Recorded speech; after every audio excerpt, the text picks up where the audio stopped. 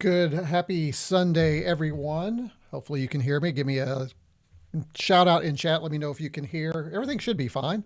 I am doing the same thing I did last time, which is I'm streaming both on the regular. I actually don't need these right now. I'm actually streaming on YouTube, but I'm also streaming on YouTube Shorts, which is very interesting. I do have a new microphone, which you may notice maybe a little deeper sound, 10 by 10. Thank you, Wiki Central. Appreciate that. And I'm actually enjoying it. I did a video over on my other channel. Mayano was kind enough to send this over for nada for me to take a look at, and I did a quick video. Not a lot of views on that video. I guess a lot of people not interested, but it's actually a pretty good mic, so I like it.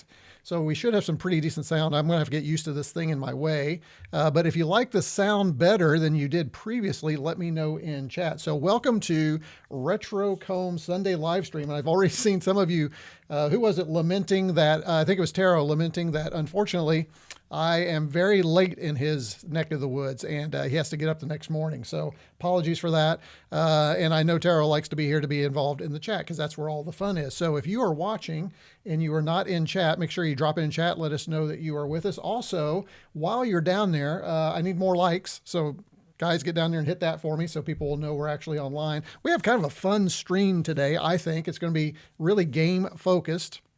So it should be a lot of fun, should be interesting. As you know, every time we try and do games on this channel, it usually involves some technical difficulties, as well as watching me die horribly in almost every one of these games pretty quickly because I've not played them ever normally. But these are pretty interesting. Some of these are remakes of great games that we've already played, along with a couple of originals, and we'll talk about that as we get more into it. DrMortalWombat games, which we'll talk about it. I'll hold off. I'm getting ahead of myself. Let's do the things that we need to do first, which is first, welcome everybody to chat who is with us today. So again, hit those like buttons down so people will know we're live. Let's see who I think the first one in today, so they get the little silver star on the refrigerator, and pop that up there, was Evil J. Actually, I think it shows in chat that he was 2 hours ago, but he was actually yesterday in chat. I saw him pop in there while I was actually getting everything prepared. So Evil J, you win the very first chat of the live stream award for this episode. Next one in was Mr. Landfill. Mr. Landfill, good to have you. By the way, if you look at Mr. Landfill, if you look at the names in chat, one of the things you're going to notice, and we'll talk about this a little bit later, is some of our folks in chat have these nice little emojis next to their names. I'll tell you how you can get those and how you can up your chat room game a little bit later. So you'll notice that. Mr. Oh, wait, not Mr. I'm sorry. It's Mr. Landfill, but it's Wiki Central. Good to have you here. You've been here before. This is not your first time. Retro Media Weekly has been here. Retro Weekly Media, we're going to have to be careful. He might become a regular if we're not careful. Good to have you here as well. We also have Taro, as I mentioned earlier. Good to have you, Taro. Taro's been just a supporter of the channel for many years now, I think. Evil J, one of our big Discord guys. Evil J, good to have you here as always. Now, Jamie, if you look at his name in chat, Jamie, the things have changed. Looks like you don't have a wrench anymore. Looks like your wrench is gone. You are now a shield. So I actually dig that more than the wrench. So evidently YouTube changed a few things, and now you have a shield as opposed to a wrench. And what that means for everybody else is he is a moderator for chat. So be nice to Jamie. If you're not nice to Jamie, he can boot you right out of chat. And so he's kind of taking a look at that. He can look at that while I'm doing this. The other thing he has the opportunity to do for us that I can't do a lot of times really quickly is post a URL. Most of you won't be able to post URL. So if there's something in there, sometimes Jamie's kind enough, if he has time, to pop that in there. We do have a couple of more shields, but I don't see anybody online right now. If they pop on, we'll let you know. So good to have you here. Retro, let's see, have we done that? Oh, Lone Tech is here. Lone Tech, good to have you here. This is not Lone Tech's first rodeo either. So good to have him here. Anybody else new in the chat right now? Let's see, scrolling down. Lone Tech, I believe that gets us for chat. Retro Media. Oh, Cutie Honey just popped in. Okay, Cutie Honey is here. Oh, there's Xander. Xander, I was looking forward to his normal greeting, which is good I mess it up every time. Good morning, noon, night, eve, Retro Combians. So great to have Xander here. And let's see, anybody? Oh, Gabor's here. Hey, Gabor, good to have you here from over on the Mega 65 community. He says, hello, hi, Retro Combians. Good to have you here. Greetings for James. Hey, James, good to have you here. I think this might be your first live stream with RetroComb. So if it is, make sure that you put a note in chat to remind me, but I believe this is your first time. If you've been in before, it's possible I may have missed you. Sorry if I did, but I think this is your first. And then PC Expert, good to have you here, PC Expert. PC Expert is a friend of the channel as well and a great supporter. So very good to have you here. Let me go over in my chat here because I want to highlight something. Xander's checking out the super chat already. He wants to make sure it's working. And if you wonder what that references to, if you look at our last live stream, just the, the folks in chat were just wondering, hey, is it working? Is the super chat working? So Xander has let us know this working. If you'd like to check out the super chat and see if it's working throughout the chat, you know how you can do that. Just go down below and hit that super chat button. And as a reminder, and we'll talk more about this later, all the proceeds go back into the channel. So appreciate that. And so does the lovely accountant. So there you go. So good to have you here. All right. Running a few minutes late, says PC Expert. I don't know that you're, oh, wait, hold on. I don't know that you're that late. We kind of just got started. So good to have you here. Thanks for popping in. You haven't even missed any great content yet. Although, having an opportunity to welcome everybody in chat is great content. Let's be clear here. So good to have all of you here. All right, so we got a really good, oh, here's James. I just want to bring up James because I do believe this is James's first live stream. We always like to highlight those who are just joining us. So good to have you here.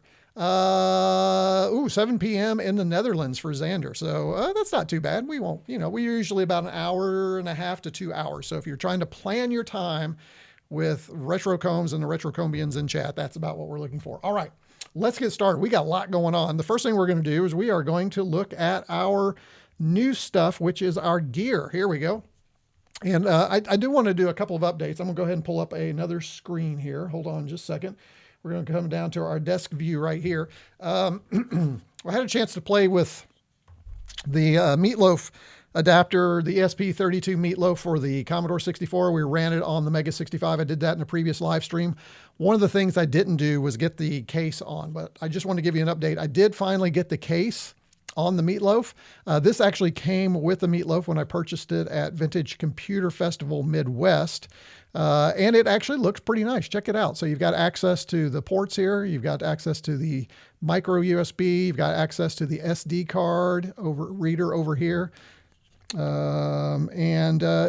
actually looks pretty good. And I do like the brown and black. It kind of matches my whole decor. So I was glad when I purchased this that I could purchase kind of the top and the base colors that I wanted. They were just a bunch of 3D printed. So very, very nice. So I thought I'd share that with you. The other thing I will tell you, speaking of 3D printing, before I get into some of the other items we have over here, I did buy a new 3D printer. I bought a Bamboo H2D, and I'm actually working on a project that I'm going to use that for.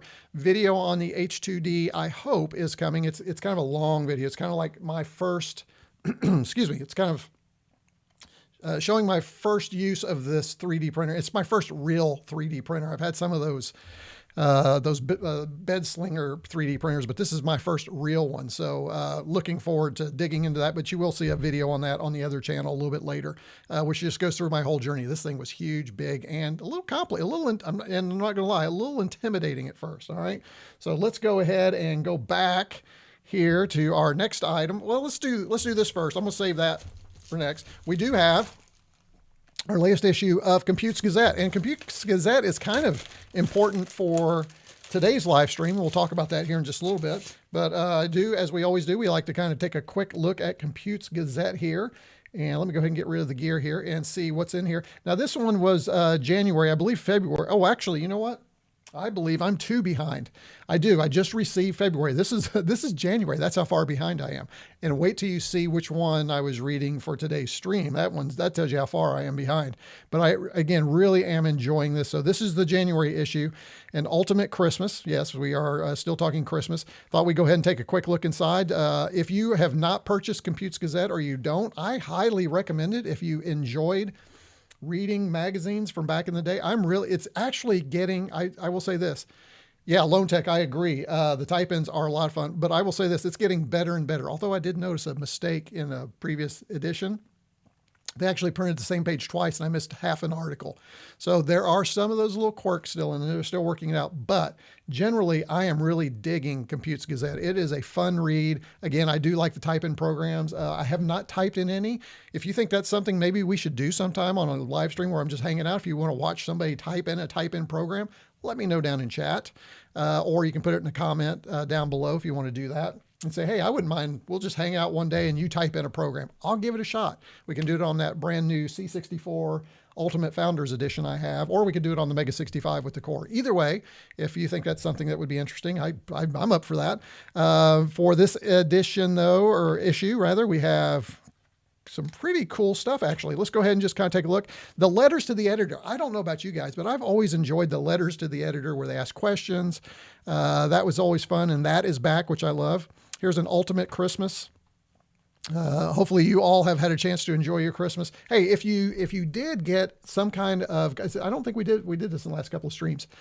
If you received something at Christmas that was retro related, pop that down there in chat. I'd love to hear something retro related. Maybe it's a modern edition. Maybe you got a new C64 Ultimate. Maybe you got some other retro computer. I tend to focus on Commodore here, but I also look at ZX Spectrum, Atari, all those things. If you got something really cool for Christmas that you just want everybody to know, at least all the retro Comians know, pop that down in chat below. So alternatives is C64 version 2 basic, another great article. That looks like a good read. I typically take this magazine when I travel for work. And it is a blast, especially when I'm away from the Lovely account and I'll just sit in my room at night. Sometimes I have some overnight travel and just kind of play. This is really cool. The Retro Chip Tester Pro. I have one of these. There's an article on it. This will be great. One of these days I'm going to break out the Chip Tester Pro and we're going to use it for something. But this will really be kind of a nice starter article. Dawn of Microcomputers. You can see that. Here's the Altair 8080, really some cool. Yeah, I'm going to enjoy reading this for sure. I'm not going to show you every page. Here's the GEOS column. I think that is interesting that we actually have a column on GEOS again. Really? But, and that's another, hey, if you're using GEOS, put that in chat. I'd love to know that. By the way, I am also, since I've got you all here, let me just brainstorm. And as you all know, I like to brainstorm with you all. I'm thinking about pivoting the channel, not a lot, but just a little bit. I'm thinking about pivoting the channel a little bit where we'll still do live streams where we have games and things like live streams are different than what I'm talking about here. The live streams will still remain on the channel, but I think I really want to focus on how we can actually use retro computers for modern day things. And I've got a video coming up that I'm working on. Actually, I've got two really cool ones coming up. I think they're cool. I think you're going to like them too.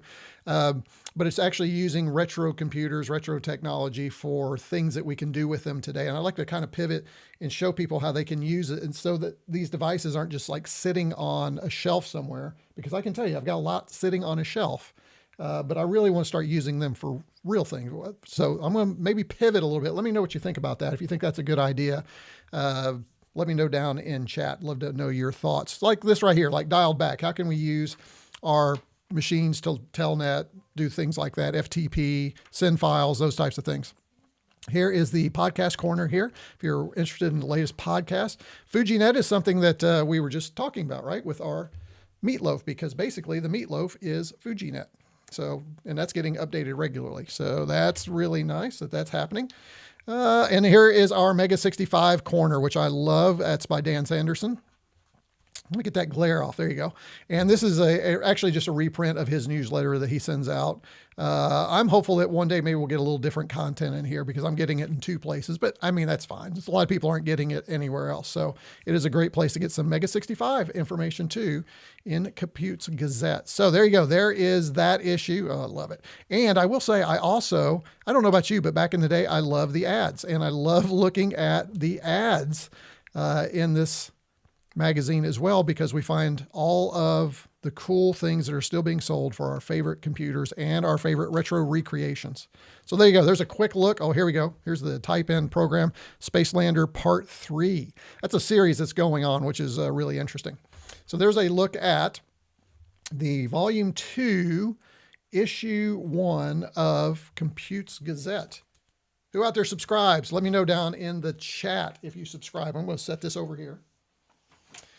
All right, and let me just check up on chat here, make sure I didn't forget something right now. Let's go back before we unbox our last thing for the day. Let's see. Oh, Commodore Sam's here. Hey, Commodore Sam, good to have you here. He's from Lower Alabama. Good to have you here, Commodore Sam. Commodore Sam is one of our newest members, as a matter of fact, so always good to have our members with us. Let's see. Jan Wisserman. Jan, good to have, Viser, I'll just say Jan, okay? Because I don't see the rest of it. So I really don't, we've talked about the YouTube handles. That's a pain. So good to have you here. Let's see. Bought a 3D printer in a thrift store last week. Wow. Never heard of a 10, oh wow. Is that, you're kidding, a 10 log? It's got a 600 by 600 by 600 bed. That thing must be huge. The one I have is it's roughly a 350, 350, 350, but a 600, 600, 600, holy cow. Evil J says, I'd rather get pull, but I do like their adverts. I missed something there, so I'm not sure what that is, but I'm sure you all in chat do. So that's just the way it happens. Vesp Chris, good to have you here. Hi from Warsaw.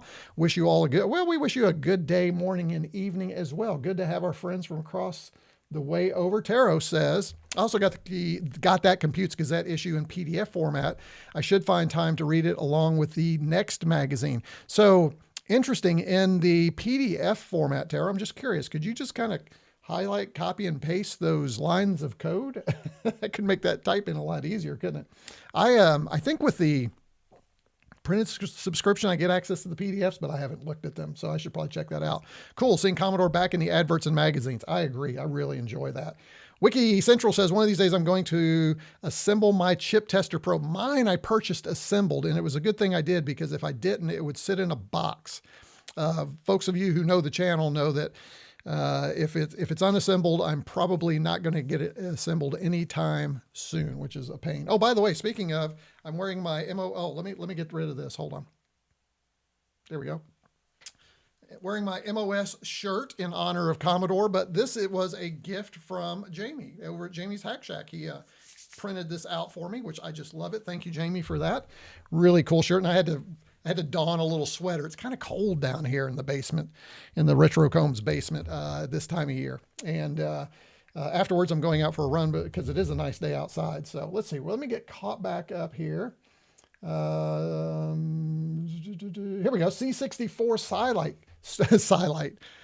Whew, it's one of the, here we go. Water, by the way, by today. BC Expert says C64 Starlight, gift to myself. Very nice. I think in retrospect, although I do enjoy my Founders Edition, I will say this. Given the choice between the beige, the Starlight, and the Founders Edition, the Starlight is the sweet spot. And I say that because the LEDs are just pretty cool when you're playing SIDS. And unfortunately on the Founders Edition, those LEDs are tinted gold because everything's gold. So I think if you really want the ultimate C64 experience, get the Starlight. If you don't care about LEDs, oops, sorry about that. If you don't care about LEDs, then just go back to, your beige. But a lot of us already had a beige 64 somewhere, right? So get the Starlight, right? Yeah, Commodore Sam says it right. Get the Starlight. I think he's spot on. Let's see. My C64, okay, cutie honey, my C64U Founders may be an Easter present. That'd be a great Easter present, not gonna lie. You will enjoy it. If you missed my unboxing of the Founders Edition, check my last live stream. That's what we did. And it was so much fun. We had a lot of fun with that one. So retro will take you pretty far, I think. I think so too. I think there's a lot of stuff that we can do with it. You can trick scammers with a retro PC. Oh, that'd be good. My wife, the lovely accountant, she loves, I don't know if you know this channel, she loves the channel Scammers Payback. I'll tell her you said that, Xander, that we can go out and trick scammers with our retro PC. Hey, there's a niche for a channel right there. Let's do that. Got my issue number 1 on the shelf in front of me. There you go, Wiki Central. Perfect. Lone Tech says, if I can tap that, there we go. I have some of my old computers specifically because you can point out what the parts are for, different from the humongous VLSI system on a chip under a heat. Yes, absolutely. We have some students where I work, to say the least. And one of the things we love to do is a history of computers with them. And their history, what they think is history, is very interesting. I will say that. It's nowhere near what our history is, folks. So there you go. A1200 with PyStorm is pretty capable. I think it would be too. I have an A600. I haven't put PyStorm on it, but I've been actually thinking, it's funny you say that because this past week, while I was running, I was thinking, you know, I really want to get rid of my 600 and get a 1200 because I want the AGA chipset and I want to put PyStorm on it. Amazing how we're all kind of thinking the same thing throughout the week, aren't we? Hope watching commercial ads helps the channel. Oh no, did you guys get commercials? Sorry, guys. YouTube has commercials. Yep, sorry. Cool shirt. Yeah, I like it. Nice shirt. Yeah, it's cool, isn't it? Jamie's giving a thumbs up. He likes his shirt too. Let's see. I'm still waiting for my founders. I ordered the same day as you. Wow, that's unusual that you're still waiting. I don't know why, because that's, you know, it's been several weeks since that live stream that we had. So how much to print one? I could pick one up at VCF East or in Chicago, whichever one you're going to. Oh, we are going to be in VCF. We haven't gone to East yet. I say we, Jamie and I typically, I wouldn't say typically, Jamie and I have gone to shows together. So I will be in Chicago this year for Vintage Computer Fest. I've already made my reservation and everything. I think Jamie's planning on going too. So it sounds like we're making some arrangements for shirts. That could be fun. Yeah, I think, what's Retro Media Weekly? Yeah, I think that is the one I'm going to go with is the Starlight. I agree. I think that's the one. That's the one right there. Here's hoping the next KS3. Yeah, I know. I've got the board. All I needed was the board. I thought the board would get here, and it is not. So I've got the Kickstarter 3 board, and I'm going to replace the Kickstarter 2 board in my KS2. So we might even do that during a live stream. So Jamie's Hack Shack. I love the old stuff display over on campus. Yeah, we have a kind of a history, but if you look, Jamie, it's not very old. It's kind of old, but it's not like old like I'm old, right? It's not that. However, I have been thinking about maybe making some suggestions and contributions. That I have a new Ultimate board waiting for the blink. Oh, you're going to build your own Wiki Central. Good for you. And then Commodore Sam, not surprising, will be at VCF Southwest and Midwest. Look forward to seeing you at Midwest. I really want to go Southwest one of these days. One of these days I'll get there. All right, let's get back to our gear, folks. Let's get back to the thing you all are waiting. Oops, I'm sorry. I didn't mean to do that. Let's get back to the things you all are waiting for. A lot of you are here. As a matter of fact, some of you may see me unbox this and then bounce out because you don't want to see me play a bunch of games, but we're going to be playing games with this. So this is the device. So let's go ahead and let's go ahead and unbox one of the stars of the show today, which is the Quickshot. Let me get rid of the gear thing. The Quickshot II. Now, this is from Retro Games. Retro Games, of course, being the purveyors of all of our favorite modern retro recreations, the C64, the A500, the A1200 that's coming later this year, which mine is on order, by the way. And this is just a better version of their other joysticks, and I have one of their other ones right here. This is from the VIC-20, which, by the way, no surprise, what we'll be using today to play games is my the VIC-20, so we'll be using that. But this is the joystick that comes with it, and this is pretty much what you get with the C64, and it is, you can hear it is mechanical switched. It's pretty nice. It needs to be played a while for it to work. It's a little tight at first, but it is a nice joystick. I really like it. I think it's a really good quality joystick that you get when you buy the C64, the C6, or the VIC-20. Now, if you buy the C64 black, you get a mechanical switched joystick. As a matter of fact, I should put the link down there below for that. Or, as a matter of fact, I may have. Check down below in the comments, or comments in the video description. I think I have links if you want to upgrade your joystick to a mechanical version. I know I have a link down there for this if you need that. But if you have the old C64 Mini, then you get this mushy kind of dome switch joystick, and it's pretty horrendous. So you immediately want to upgrade with a good mechanical for your C64 Minis, Maxis, which we're not supposed to call them Maxis, or like the VIC-20. So again, this though is a remake of a joystick many of us had in the past. I will say this, I never had a Quickshot. I never liked the trigger, the kind of flight stick thing. I always liked the traditional joystick. So curious for all of you, what do you prefer? Did you prefer the kind of joystick, flight joystick like the Quickshot, or did you prefer the more traditional kind of joystick with the ball on the top, or the or the stalk here and the buttons. Love to know down in chat, what was your preferred style? Now, some of you may also say the little handhelds, right? Or maybe you like a gamepad. If you like a gamepad, you're not old enough, right? Gamepads didn't come really until Nintendo, so I don't think. Were there any gamepads for the C64? Maybe there were. I don't know. I don't think so. Let's open this guy up. The Quickshot II USB. The one negative thing about this, though, just remember, you're not going to use this with your retro computers. I think that's important. There is a device that you can use, the Mouster. You could configure a Mouster to use this with your, I think I have a Mouster. Hold on. Let's see. Do I have it handy? I don't have it handy. Sorry, I thought I had a Mouster handy, but I know where it is. Yeah, it's over in the other room. But you could use a Mouster, plug it into your Mega 65, C64, whatever. You'll have to program it, and then this USB joystick could work with that if you wanted to do that. But it's a lot of work, and I don't know that anybody's made a profile yet. I'm sure they will make a profile for the Mouster. Here on the back gives us a little bit of this. And here we have 2 fire buttons, comfortable grip. I'll be the judge of that. Functions, precise direction, auto fire switch. That is something unique to this that you're not going to find on the other joystick here, and built-in stability. So we got the little suction cups where we put that on there. All right, let's open her up. Oh, let me get the knife. Gotta get the knife here. All right, put this back.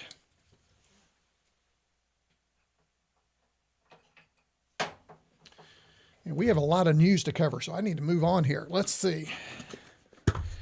Oh, this is nice. There we go. See that right there? Let's go ahead and pull this up here. So anybody else out there have the Quickshot? Let me know in chat if you have the Quickshot. We'll come back and maybe ask you for your kind of experiences with it. Let's go ahead and pull this out. I don't know what it is, but I just love a good joysticks. I love joysticks. I've got a ton of them. I've got the original. I got both original Commodore joysticks, the one that mimicked the Atari joystick, as well as their upgraded one, which is a downgrade. All kinds of joysticks. Here we go. Let's go ahead and pull this off. Not a lot in the box, pretty much just the joystick, as you would expect. And we will go ahead, and I'm not going to take this completely off because I don't want a bunch of cord. I'm going to keep a little bit on, and then we'll just plug it in. So I'm going to do this, and that should be, yeah, that should be enough since we're going to probably use it. And let's go ahead and put the tie back on here. It does come with a really long joystick cord, so that's nice. So let's take a look around the joystick here and see what we have. Pretty nice. Here's our suction feet here, so that should stick on our desk. This is our auto fire here. So auto fire on or off. Very interesting. These are our X, Y menu buttons, left, right, home buttons. So we have some additional buttons there. And you really need those, especially for the C64, the carousels, and controlling that. So that's why we have these. And then we have our button here. That's kind of nice. And then our button on the top. So can hear it here. I'll get it up here. Can you hear those micro switches? So it does have micro switches, and it feels really good. It's not as hard to make a connection as it is with this. So this feels a little more like I can just lightly kind of hit it, and it's going to make that connection here. I have to give it a lot more pressure.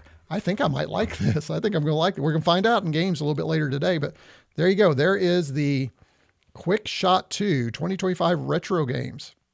This is the model RGL 020. All right, let's just, let me put it down here. Oh my, hold on. I think I can zoom back out here. Let's see. That is, wow. Holy cow, that really stuck to my desk. Let me show you this. So I'm gonna put it over here. I'm gonna go ahead and then I'm gonna push that down. Did you hear that? So that is, you can see I cannot pull that up. That is going to stay right there. So that is very interesting. I feel like I want to play a game of Chuck Yeager with this. Very nice. Yeah, I have to, so that's working on my desk for sure. We'll be using that as we, now I can't get it off, guys. Let my joystick go. Holy smokes. So those work. Now, I think time will tell how long they last, but it does look like that's something that you can replace quite easily. Let me zoom back in here for you. Looks like on this joystick, if these were to go bad, you can pull these out and replace them with new ones. So hopefully that'll be an option if they start to wear out. But very nice. So, all right. There you go, guys. What do you think about the Quickshot joystick? Let's go back to chat and see what you guys are thinking about that device. Let me see. Let me come back over here. Let me scroll back up. We'll get caught up a little bit. Yep, I love the Founders Edition too. I can't imagine the Starlight for LEDs. I already expected a better light experience, and a Starlight may be better. I need a Founders Editions first. Yeah, it's pretty fun for sure. The Quickshot II actually fits my hand pretty well, but kind of wish it would have a bit more throw on the grip. Oh yeah, maybe. I can see that, Taro. But then again, the trigger has too much throw before it actually actuates. Oh yeah, I feel it. You pull it. So I get this. So if I pull here, okay, that's not doing anything. I have to go and then one more. So here's what it sounds like. So I'm pulling it back. That doesn't activate it. You actually have to go all the way back and then one more pick. So it's yeah, that's interesting. What about this? Nope, this is different. Any press on this activates it, but any press on this does not activate it. You have to actually pull and then pull one more to get that click. Hear it? That's interesting. Good catch. I'll be have to be mindful of that as I look at that. I have never really liked triggered joysticks either. Seems like I fire. That's what I think. Exactly. Yes, Wicco command controls. Those were very good, James. I agree. I really like those. Xander says more traditional, better for summer games than track and field. Yeah, I agree. For summer games, plug in an Intellivision 2 joystick and hold 5 and 7. I found it was like pressing left and right simultaneously back. Oh, that's very interesting. I'll have to give that a shot. Speaking of Intellivision, I do have the remake of the Intellivision. It's actually upstairs on our TV, and the lovely accountant and I have been playing games on it. Just how much fun. And by the way, if Jamie is still on, Jamie over at Jamie's Hack Shack gave me a nice little 3D printed case to hold all the cards for the Intellivision, which is really cool. And we've actually got those in there and using that. So thank you for that, Jamie. But yeah, we've, the lovely accountant remembers going to a friend's house, and they had the Intellivision, but she never had one, or her family. And then I never had one. So we're having a blast just exploring Intellivision games, especially with that quirky dial controller. So interesting you bring that up, Evil J. So let's see. Wait, what? Jan said, I did a naughty thing and ordered a black VA500 stick from Ollie for preservation only, right? There you go. Well, you know, we all got to do what we got to do. All right. So no judgment here for sure. I never saw the Competition Pro styled sticks back in the 90s. We had the leaf spring type cheap sticks, and later the quick shots. I like the micro switch version of it. I have the SVI Quickshot 2 Plus here. What's the SVI? How's that different, Lone Tech? I don't know that I understand. Is that got the DIN plug on it for us? I have one of the original Quick Shots in a box. Oh, wow. There you go. Not shot yet, but I am planning to reorder another A1200 for another computer shop to be sure to have you want a few. Wow. Well, they're priced okay, right? You can have a few of those, but it's a lot easier to have a few of those than it was back in the day for us to have a real A1200. That's really quiet compared. Is it real? Well, maybe the microphone. Let me say that, Lone Tech. The only thing I don't think I have noise cancellation turned on. It could be turned on to stop because this does have that. So I'm not sure what I've done. Used to leave spit circles on my, yeah, I remember that. I had another joystick that had something like that, and it left that. Yep. Let's see, needs a handle to release the suction like the old floor pullers. Yeah, there you go. Yes, that does suck. They suck well. Those are good suction cups for sure. But the Quickshot 2 is there with most memorable sticks of the day. Maybe not for its longevity, for the design. Oh, that's not good. Let's see. Taro says the original Quickshot 2 trigger didn't have as much slack. I never had one, so I can't speak to that, unfortunately. So we'll take your word for it. All right. That's the other way around too. The thumb switch has a very long throw on mine. Oh, Spectra Video. Thank you. Was not putting that together. Much appreciated. And then kids up the street when I was a kid had Intellivision. Oh, Utopia. I don't know that that came with the stock games as part of the new Intellivision. Now, the nice thing about the new Intellivision, I need to figure this out, is you can play all the other, you can put games on a USB stick and plug that in. So I need to do that and take a look at it. By the way, I do have a stream on that device. If you want to go back and check my first impressions of that, that is available. I should probably put that in the video description, but I have not done that. Typically what happens is after the stream, I go back and add some links. So if there's something I say and it's not there, I'm probably going to add it. If I don't, just remind me in the comments. I'll make sure and put it in there for you. All right, let's see. I think that gets us caught up. How about we jump into, folks, the news? We got a lot of news to cover. And let me see if I can figure out what happened to my news. Hold on. It's over here. I know it's over here, and then it's going to be down here, I think. And hopefully I did not close there we go. So we are going to hit, as I always do, I always like to hit some news. There we go. There's a little banner. You gotta have the banner along the bottom. And so I picked a couple of things that I think were kind of interesting since the past live stream. And I really should move my little head up there, shouldn't I? I think I can do that. Let's see if I can make that change quickly. Let me edit that and bring me up here. There we go. Let's do done. There we go. That's a little bit better. Now we can have the things. And this first article I thought was, it's nothing. It's not new piece. It's not new computer. It's not anything, but I think it's really interesting and says something about the state of retro fans like us. It says the retro gaming market will hit 4.18 billion in 2026, up from 3.8 billion. So we're seeing this rise. Now, the one thing I did not like about this article, this is by Generation Amiga. I don't normally read them. This just happened to pop up as something I should take a look at. But there's no real, it's kind of subjective, kind of guessing. There's no real data.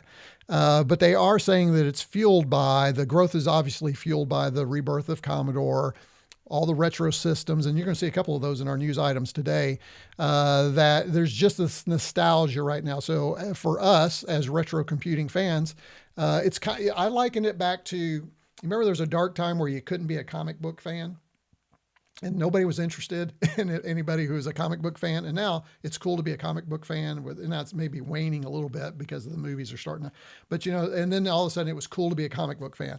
Well, we're in that spot where we've been spending the last 20 or 30 years being retro computing fans. I went through my dark period where I didn't do it. I mean, it was probably 5 years before COVID that I started looking at them again. But then now it's cool to be where we are. Even the kids love where we are. The kids love that we're playing with retro computers and teaching them about ways computers used to be. So it's kind of fun just to watch that. And again, Commodore, things like the A1200 is another good indication. The sales of these series of devices has been great. And the Sega, all those things. And interesting, in our town, of course, we have like the games, not the GameSpot, but like the used video games systems. And typically it's Nintendo and up. You very rarely find things below that. But, right there at that 80s Nintendo, that's really very popular right now too. So people are collecting. And I think just the whole collection of actual media, people are enjoying that again, as opposed to knowing that they have something digital and wondering if it's going to be there. So just thought that was a fun article. Link down in the video description down below if you want to read this article in detail and give us your own thoughts about it. So let me close this one out. The next article that we had, so I'll do a couple more and we'll come back and see if you have any questions, thoughts. Love to know your thoughts about these articles though. Now, a couple of hardware pieces. This is the Game Tank. I don't know why I had not seen this. For some reason, this looks like a zip drive. If you remember a zip drive, this looks like a zip drive to me more than anything else. And maybe it does look like something else that we're used to, but this is an original 8-bit console. The thing about this is, I'm not sure why we want this. Maybe there's a reason. You can see it hit its goal. But this is a new video game console based on WDC's modern version of the venerable 6502 microprocessor. And I'm just trying to figure out, why do we need this? Because we've got other things like remakes of Atari 2600s, remakes of Commodores. We got a bunch of remakes of 6502s. I'm not sure why we need another one. Now, I do like, but I don't think it's true. I do like that it supports Pico. It says similar in spirit to fantasy consoles like the Pico 8, but I don't think it supports Pico 8, which I think is very interesting. So I think I'm going to have to spend more time in this to understand the why. There is a video here of it playing the Bad Apple demo, which, by the way, the Bad Apple demo on the Mega 65 it's incredible, by the way. But it says this system uses chunky cartridges, which I do like, and outputs NTSC video from an RCA jack. So that's kind of cool. But again, I'm not sure why and who this is for. So I'd love for you to tell me who it's for, why we should be interested, why we care. Put that down in chat below. It seems pretty basic. You can see it there. It's pretty easy. And then who's going to make software for this thing? So again, I get we have all these, but I'd love if we could all maybe focus on a couple of systems and start to really but I guess, versatility and choice is a good thing too. So there you go. There is the Game Tank. So let me know your thoughts on the Game Tank. Should I be interested? Should I not? It is an 8-bit and I love 8-bit systems, and it is a 6502. So obviously I'm wearing the shirt. So I think that's interesting. All right. The other one is news article before we come back to chat. Now this is different. This is the SuperStation. This is the world's first affordable FPGA game console inspired by the PS1. You can see that it's got kind of that PS1 vibe. Supports PS1 games, memory cards, and original controllers. Now typically I don't cover things like PlayStation. I will say the PlayStation was the original PlayStation was my return back to video gaming. I skipped the whole Nintendo.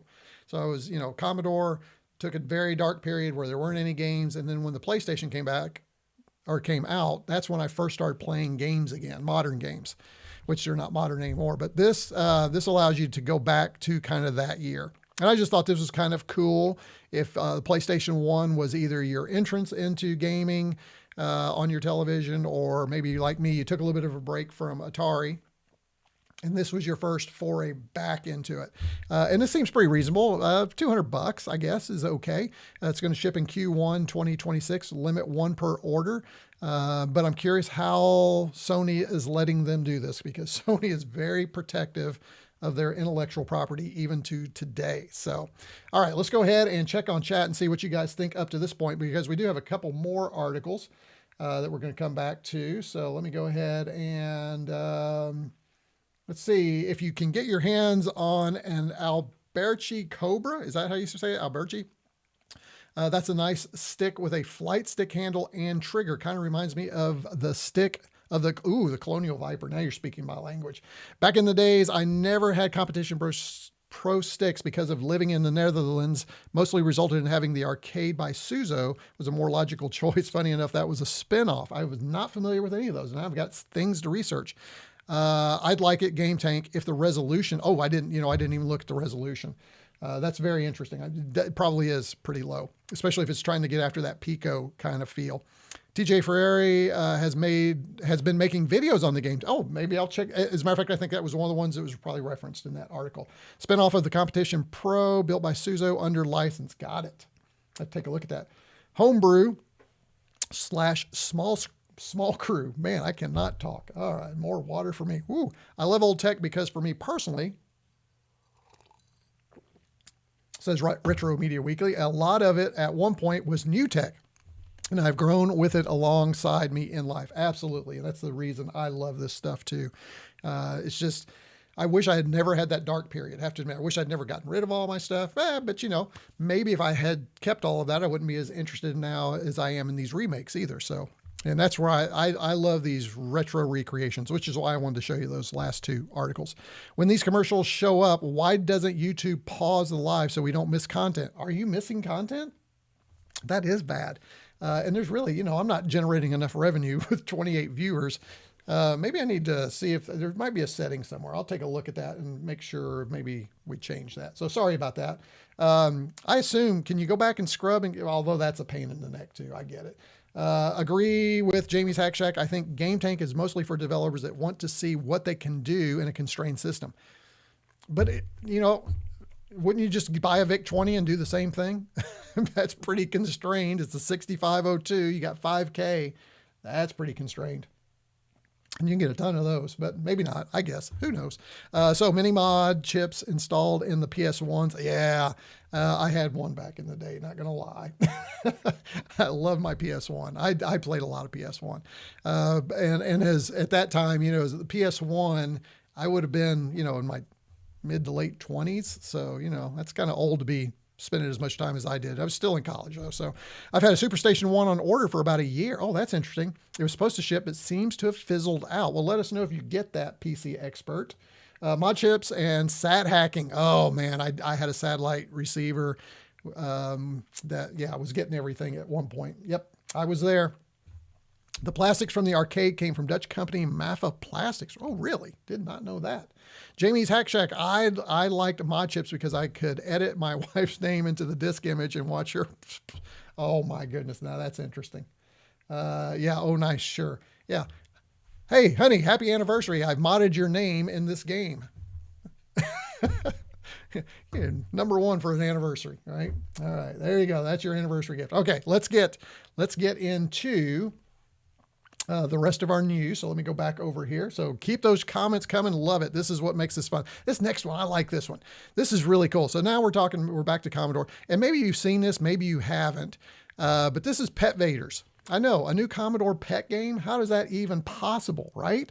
But this is a new pet game. It's an PETSCII version of Space Invaders, which there is a really good Space Invaders game for the pet, but this one is out now. Let's go ahead and we'll take you can see I was looking at the video a little bit. I'm going to go ahead and bring this up so that you can take a quick look at the video with me. Here we go. How about that?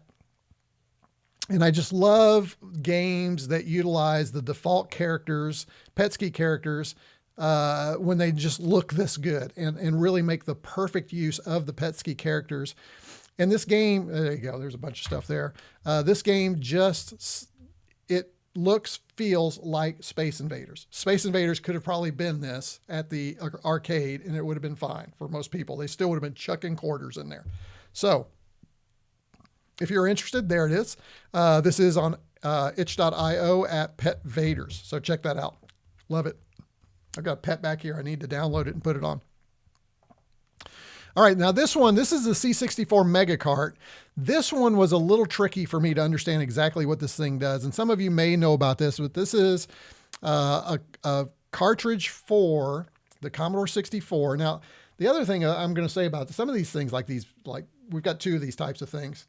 Many of these things are for your legacy systems, right?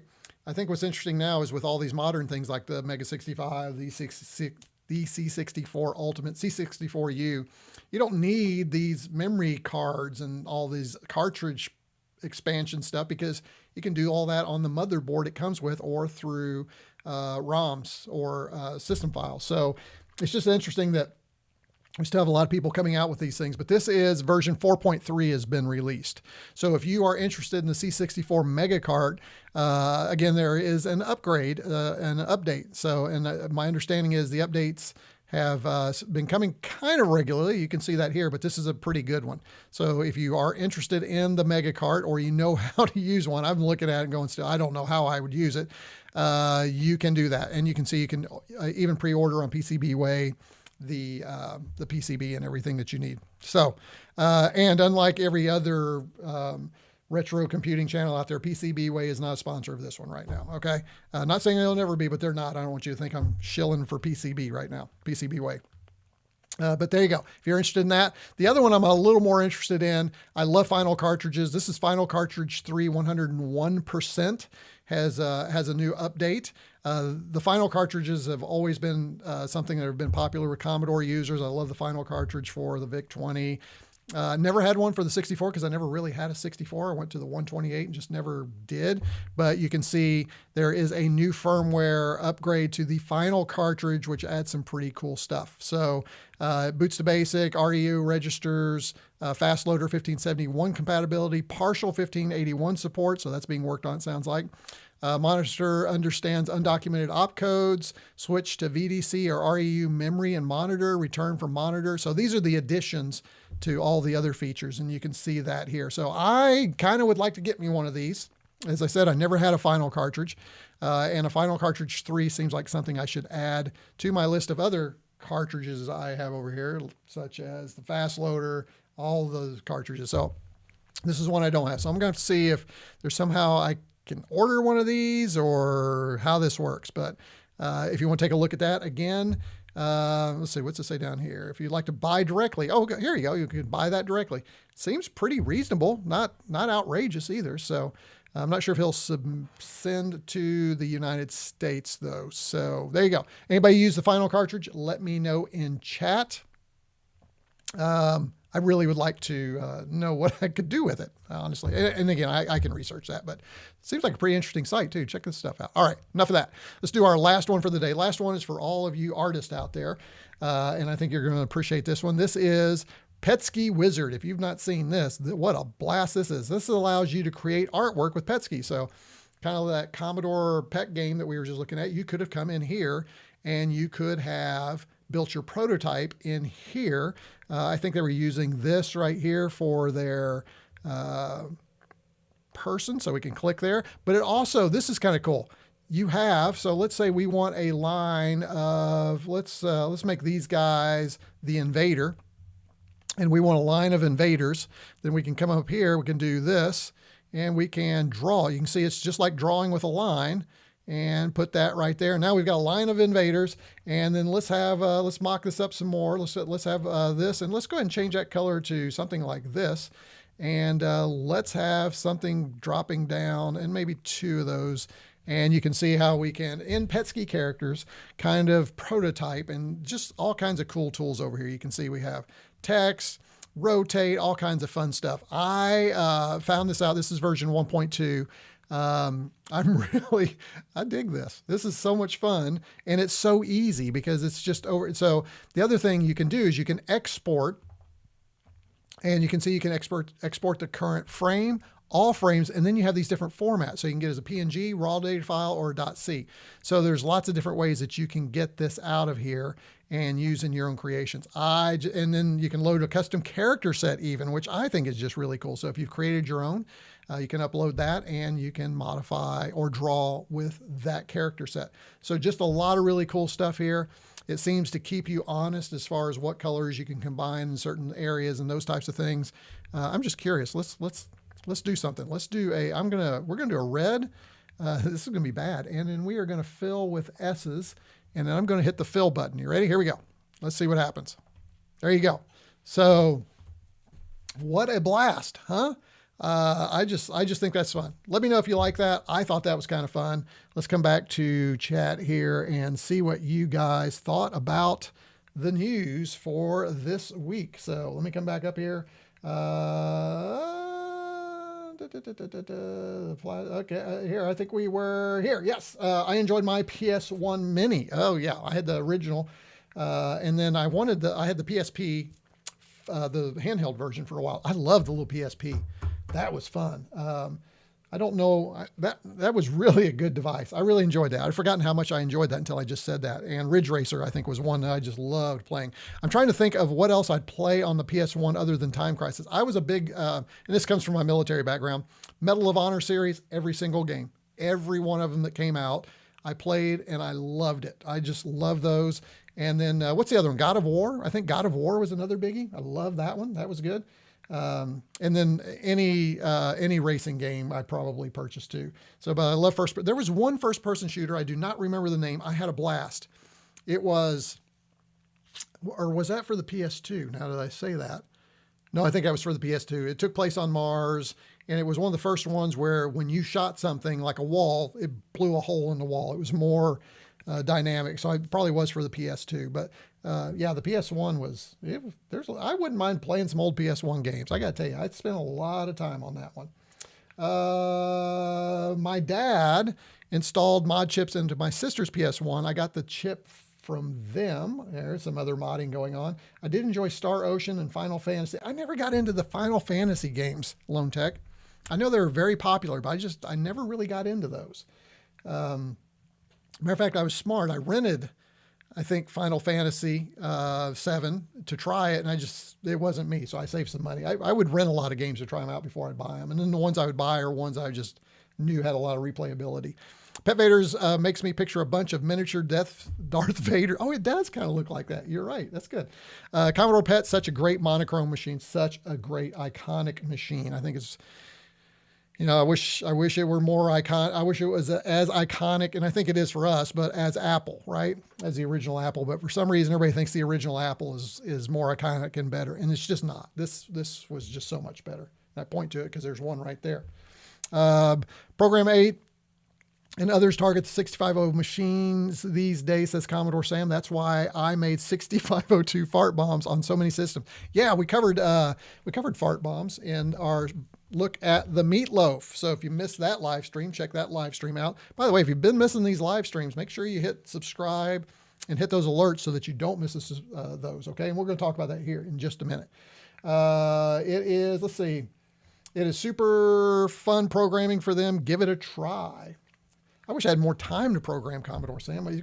My problem is, and I've been doing some programming here lately, as a matter of fact, but when I do, my wife says, "What are you doing down there?" Which to me says, "You've been down there way too long," because I just get fixated on it and I don't want to leave it until it's done. And you can't do that with programming. You got to know that there are these points. But yeah, so I have to be careful with programming. I have very few vices. But if I start programming, I get fixated. I just can't leave. I'm beginning to think the final cartridge is a misnomer. I think so too, because the final cartridge is always updated. So that's the final cartridge, not the one before it. So I don't know. Maybe a different name. Maybe almost next to the final cartridge. Come up with names. I don't know. We'll come up with some names in chat. Maybe we can share that with folks. In the past 90s with my CD128, the final cartridge 3, I did not have. I don't know that even back in the day I would have known that, Xander, for that one. So I didn't have any single cartridge for my original C64. Now I have the final cartridge 3 among a few others. I have an older, so this gets back to Evil Jay's point. I have an older final cartridge for my VIC-20, but it's not the final cartridge. There's another final cartridge. So yeah, to your point, I see where we're headed there. That is a great tool, PETSCII Wizard. I'm going to download. You don't need to download it. It's in a browser. It's in the browser. Just load up your browser, link down below in the video description, bookmark it, and it's there. It's great. You don't have to download it. That's the other thing I like. It's cross-platform. You can run it on anything. Got a Chromebook? Run it. Put it on your phone. Go. All right. As a matter of fact, yeah, I need to try that. That could be a good on-the-go for my Pixel Fold. That'd be a nice big screen. I bet it'll actually run on that. Very cool. I have to check that out. Now that I think about that. Gran Turismo. There you go. That's the one, Taro. That's the one. Every one of them. Yeah, Crash Band. I didn't play a lot of Crash Bandicoot. I played Spyro Gyro. Spyro? Or just Spyro? Spyro Gyro is a jazz band. Spyro. There we go. I played that. Gran Turismo. Yeah, I knew Jamie would like. He'd be loving that one. Didn't play Tekken. Don't like can't figure it out. The guys who named the penultimate cartridge. Oh, that's not bad. Yeah, that's a little better, right? Penultimate. So. And then Blasto, yeah. I did not play, James, I didn't play Blasto, but I kind of remember it. All right.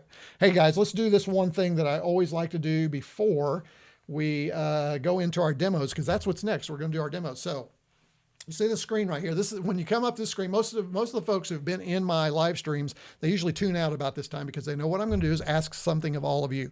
And that something for all 34 of you who are watching, first of all, you need to get down there and you need to hit the like button for me, okay? Do that. The other thing I'm going to ask you to do is, if you are enjoying what we're doing today, and maybe you're not enjoying now, but maybe you're going to enjoy later, don't forget that super chat. That super chat helps support the channel. So you can go down there, hit that. We'll talk about it. We'll celebrate your super chat, and I'll thank you profusely for your value, your contribution to the channel. Again, all of the stuff that you guys do comes back to the channel so that I can buy things like the Quickshot and bring that to you. So make sure you do that. The other thing that I think is the coolest thing that you want to do is you want to become a member. All right, you can go down there below and you can become a member. And I've got members so maybe you love the Commodore PET. Well, that's your entry gateway level to becoming a member for Retrocombs. And what that does is it just says, hey, I just want to support you for 99 cents a month. And I just think I like what you're doing. But then if you go to the next level, which is the VIC-20 level, then you get a few extra perks. And along with that, you get to join my Discord. If you like the chat, when you become a member at the VIC-20 level, you get access to the Discord. Commodore Sam just came in here from our last live stream. He is now in our Discord. We have luminaries in our Discord. Bill Hurd actually pops in every once in a while. And it's so much fun when Bill pops in. You never know what he's going to say, what he's going to respond to. He pops in, he pops out. So it's a lot of fun. We've got people like Evil Jay, We've got Taro in there. We've got Jamie's Hack Shack. Jamie's actually got his own channel in my Discord, which I really appreciate that he does that. So if you are interested in joining at the one of those levels, check that out down below. You can also become an executive producer and a producer of the channel where you get your name and lights, so to speak. I will tell you, those of you that are my executive producers, I think we're going to, with everything that's going on with tariffs and the size of things, I think we're going to have to redo that annual gift. I have another idea that I hope that you will see that is as of value, but I am going to be sending you still something annually, but I'm going to be rethinking that. By the way, last year's, not in addition to the sticker pack, I sent sticker packs for everybody for retro cones, but I also bought a bunch of these. I don't know if you've seen these on 8-Bit Show and Tell's channel. I love these things, but I found where he gets these. And so I bought one for every one of my executive producers and sent those to them. So they're a blast. They're easy to send. So I'm looking for things that are kind of easy to send across the pond because most of my supporters are across the pond. So I just thought that was cool. So those are the types of things you can expect. So get down there, join, do all those kinds of things. Would love to have you join the channel. And as you can see, Retro Media Weekly went and just joined, and I don't think I can do it over here. Let me see. Why can't I see? I cannot see. So Retro Media Weekly just joined at the Vic 20 level. So here's what happened. So thank you, Retro Media Weekly, for becoming a supporter of the channel. Now, here's how it works, Retro Medley. If you go to the post area of my channel, there are posts that are only available to members. You go in there and it's going to give you instructions on how to get to the Discord. If for some reason that's not popping up for you, it should just automatically happen and you don't find those instructions, just email me, retrocombs@icloud.com, and we'll make sure and get you in. I cannot wait for you to be in our Discord. We look forward, and we will celebrate probably a little bit later on today once you get in there. So thanks for being my newest supporter of the Retro Combs live stream channel, and you are now an official Retro Combian. Actually, everybody in chat today is a Retro Combian if you choose to be so. Okay, so thank you for that. All right, let me see. Let's there's what it was supposed to look like, Retro Media, but for some reason the membership doesn't come on my YOLO box. But look in chat and you can see what happened. So thank you for that. That is awesome. I look forward to having you in our Discord. I used to reflash Game Sharks and Action Play firmware. Kind of like this hand point. Yeah, there you go. Let's see. I'm going to skip a few here. Yeah, woo, for sure, Jamie. We always love it when folks join the Discord. It's so much fun in there. And as a matter of fact, if it weren't for the members, you might feel a little, because I get tied up with the paying. I call it the paying gig. Sometimes during the weekend, I don't get in there as much. But we have some folks who are just constantly keeping the engagement going. So the more we have, the more fun that, and we've got channels for everything. We've got a channel for every one of your favorite Commodore computers. We got 3D printing channel. We have a channel for gearheads. If you're into cars, we talk a little bit about that. So it's just a lot of cool places, and it's a cool, safe spot because we don't let just everybody in. We let folks who really enjoy this kind of interaction with each other, and we all are kind of similar and like-minded, so it's kind of nice. No politics. You don't have to worry about that. We don't allow that. It's just all about our hobbies, the things that we love, and all of our similarities rather than our differences, and I love it. I think it was the Mach 128 cartridge. Yes, I do remember the Mach 128. I do remember. I need one of those because I do have a 128. Cool badge, yeah. You know, if you were a executive producer, you would have gotten one. I'm just kidding. I'm not trying to force pressure. Hey, maybe 2 Retro. This is your first live stream with me, I believe, right? Good to have you here. 1, maybe 2 Retro. Good to have you here. Thanks for joining our live stream today. Oh, just a little live stream. Not many people join us, but it is such a cool group. Yeah, I like those badges too. Robin's channel is great. I love Robin. Is my 8-bit guru. That's what I call him.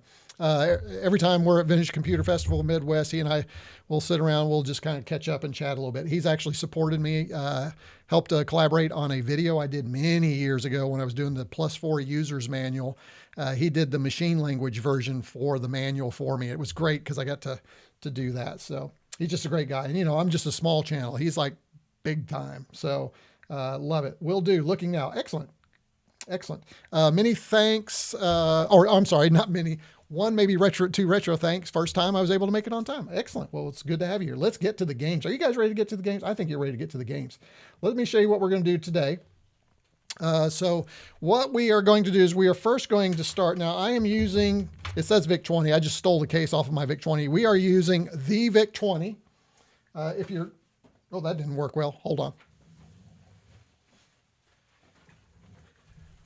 If you're not familiar with the series, these are pretty rare. It's hard to get a the VIC-20. They had the VIC, you know, the C64, the minis.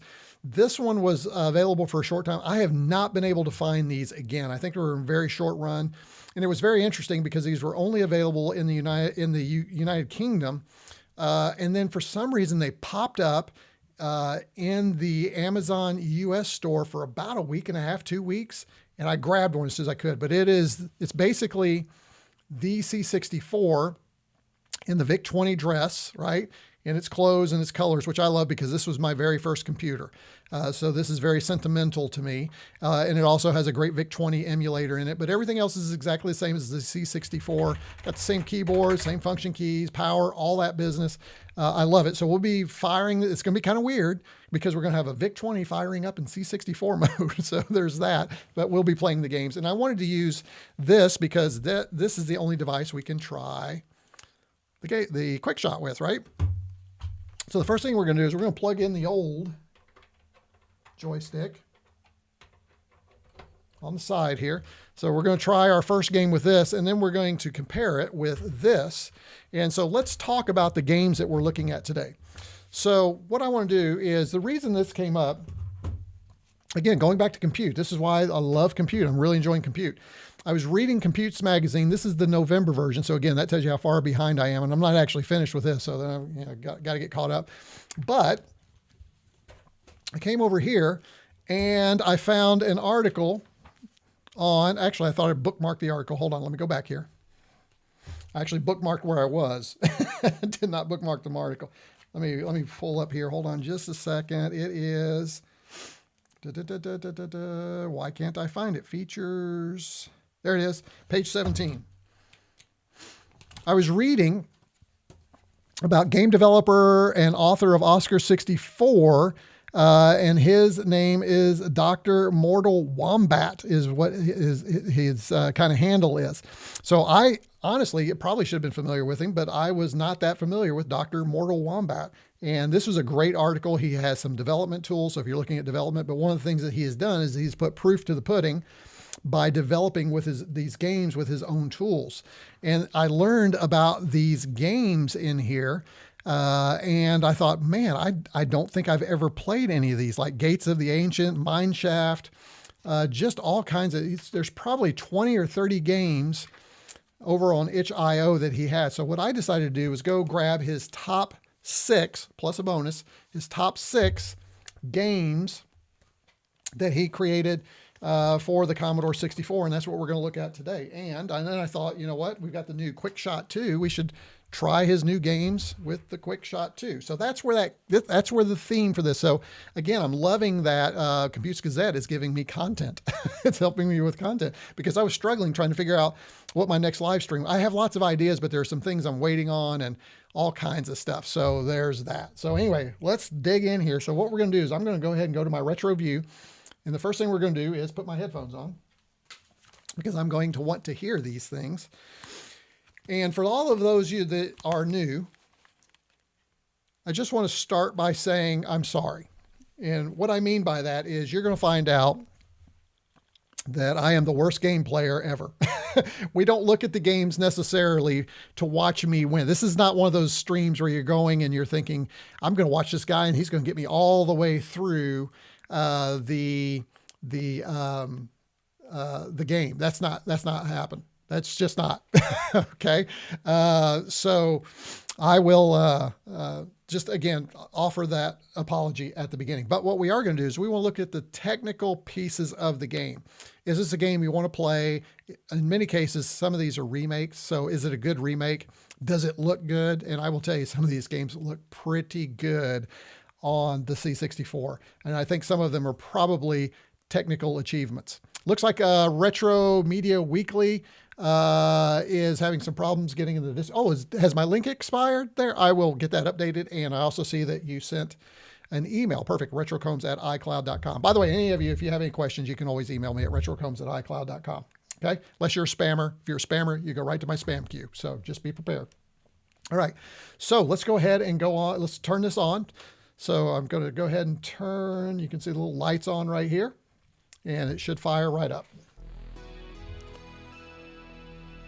Love the carousel. Okay, now it's not going to boot to the carousel. It's going to boot right into C64 mode for us, because that's the way I have it set up. Now, I have chosen, and you can change my mind if you want, but I have chosen scan lines. And the reason I've done that is because I do feel that a lot of these games were developed with scan lines in mind, and so the graphics look the way they did because of scan lines. Sometimes when we get rid of those scan lines and we have those pure pixels, it looks too chunky. So I like the softness that those scan lines add to C64 games. And I actually appreciate that systems allow us to do that. Okay. So the first thing that we're going to do is I have plugged in a USB drive back here, and it contains all of our games. So the way I assume everybody's used the C64 something another, mini, maxi, whatever, the VIC-20. There's a little button here. We hit that, and then what happens is it brings up a little menu, and now down at the bottom. And then using our cursor, we go to media access. We hit that. And then these are all of the files. And you can see I have some live stream files that I had for my Halloween live stream. All kinds of stuff's on here. But the one we want today is that folder full where it says 2603. It should be 08. I think it says 07. It should be 08. Isn't today the 8th? Yeah, today's the 8th, but it's close enough. So we'll hit that. And here are the games. So these are all .d64. So the first thing we're going to do, we're going to save these two in the folder for last. These are probably my favorites. And we're going to play these 5 games. I do want to show you this one. This is like the highlight. This is the pinnacle for me. And then if we have time, we'll do Mineshaft. And when I say time, usually these are 2 hours. We've already gone 1 hour and 10 minutes. But again, we're not playing a lot of the game. We're just checking the technical pieces. So to load this game, I just hit enter. Now down at the bottom, you'll note that there is a little speedometer looking thing. That is your fast load. You can turn that on or off. Most of these games should work either on or off, so I think we'll be okay there. So we're going to keep it on, and watch how fast it loads. I mean, that's one of the beautiful things. I'm going to hit that second button, and we're going to load the first game. Here we go, folks. Let's get ready. We're going to load a Ball and Chain. This is one of the lower rated games, actually. All right, give me a sound check. Is that too loud or not loud enough? Let me know what you think.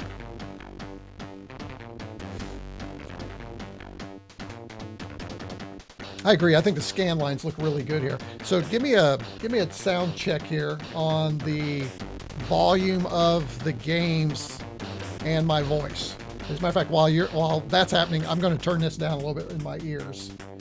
Let's see.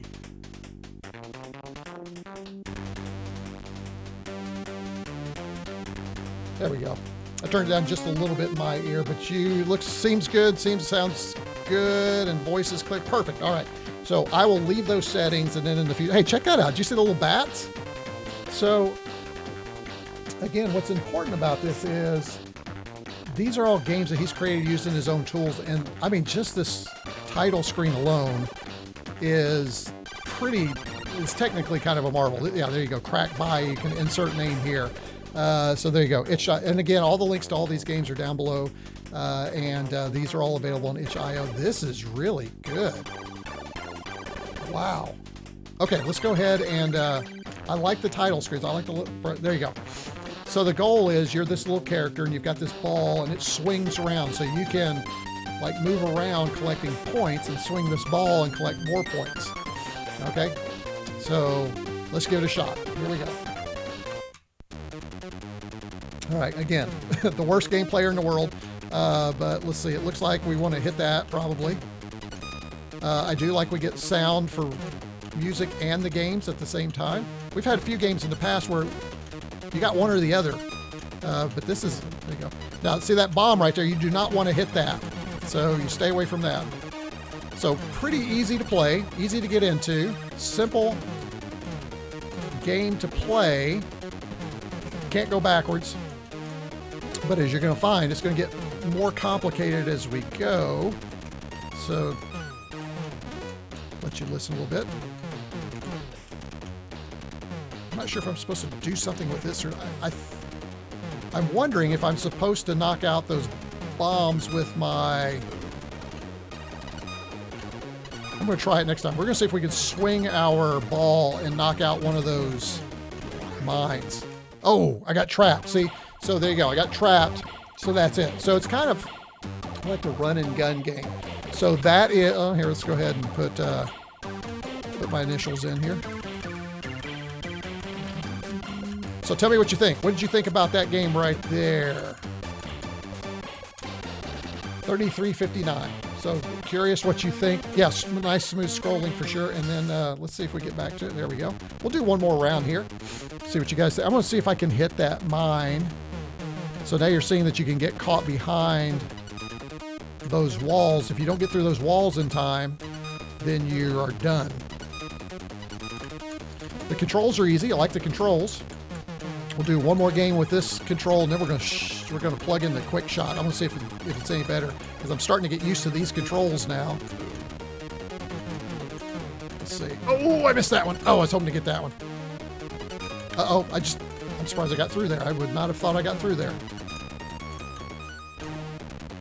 And it's interesting, I am actually holding, I'll show you in a minute here what I'm doing and why I think it's interesting. The way I'm playing this game with this joystick. Uh-oh, phew, almost got caught in there. Okay, gotta get through the hole, there we go. This is fun, guys, this is fun. I highly recommend this. The other thing I will say is that all of these games are free, but you can name your own price. Admittedly, I did not name my own price, I just grabbed them real quickly.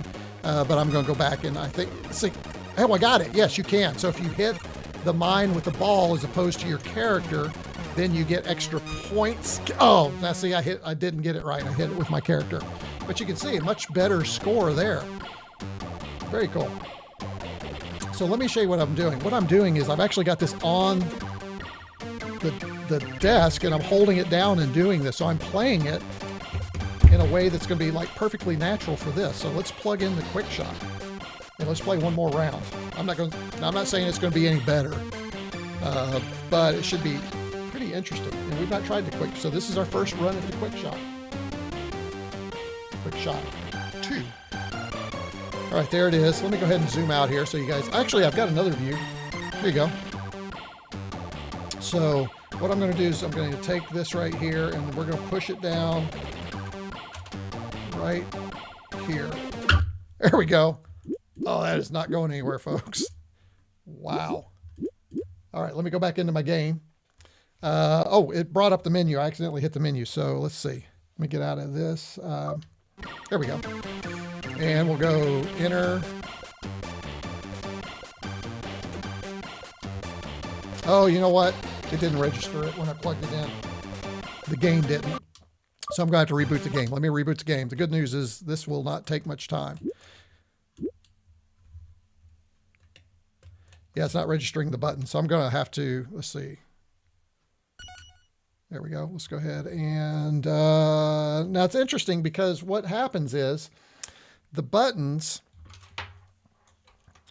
you know, they're down at the bottom and that's what the carousel menu shows you that they are, but here they're along the side. So I've got to figure out which button's which. So there's going to be that little confusion for just a little bit. So let me go ahead and see if we can get this back here because there's that again. I know that's going to be here.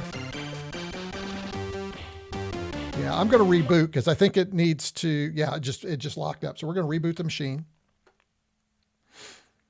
I should not have unplugged and plugged in another joystick. Probably not a good idea. It didn't do anything bad to the computer, but probably not a great idea. So, hey, look, you get two of me. Isn't that scary? That's not good at all. All right, let's go back here. Let's turn it back on. So we're powering up right here. You know what? While it's booting up, let's go ahead and just check on chat, see what you guys are thinking so far. Soft enough to tell what you say clearly. Good to me both. Perfect. Some of the modern C64 games would have given the Amiga and the ST a run for their money. Yeah. Hey, by the way, if you're interested in what 8-bit system can do, check out my Mega 65 Roguecraft DX video that I just posted. That's amazing. That game on the Mega 65 is so much fun. Nice smooth scrolling, very smooth, and again, no accelerated clock speeds or anything. This is a stock C64, so to speak. So pretty cool. Nice use of double wide sprites on the high. Yeah. Oh, I didn't notice that. I have to go back and look at that. This game, it is a blast. I think it's a lot of fun. It's one of those kind of casual games where you just play and see how far you can get. Come back and try it again. I think it's a lot of fun. The Quickshot really does lock it. Yes, it does. It's still, I was wondering how long they would stick. So this will be a good indication too of how that works. I hope Retro Games drops a Quickshot firmware update for all the computers. Oh, does there need to be an update? I didn't think about that. I don't know. We're going to find out what happens. Let's see. Let's see if I can figure this thing out. Let's go back in. Did I miss anything? Oh, Stuart's here. Hey, Stuart. Good to have you here. Late as usual. No problem. You can go back and check it, but we're just starting the game. So you're here at a really good time for being late. So good to have you here, Stuart. All right, let's go back in here and let's go ahead and see if we can. There we go. Let's go. There we go. Now it's working. Oh, the button's not working.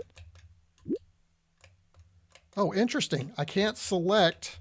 Normally with the button, I select media access. Do I have to do X? Oh, wow. This may be short-lived, folks. Let's see, it's L. Well, let's try something here. That's back. Interesting. Let's see, now to load it. It's not that. It's not that.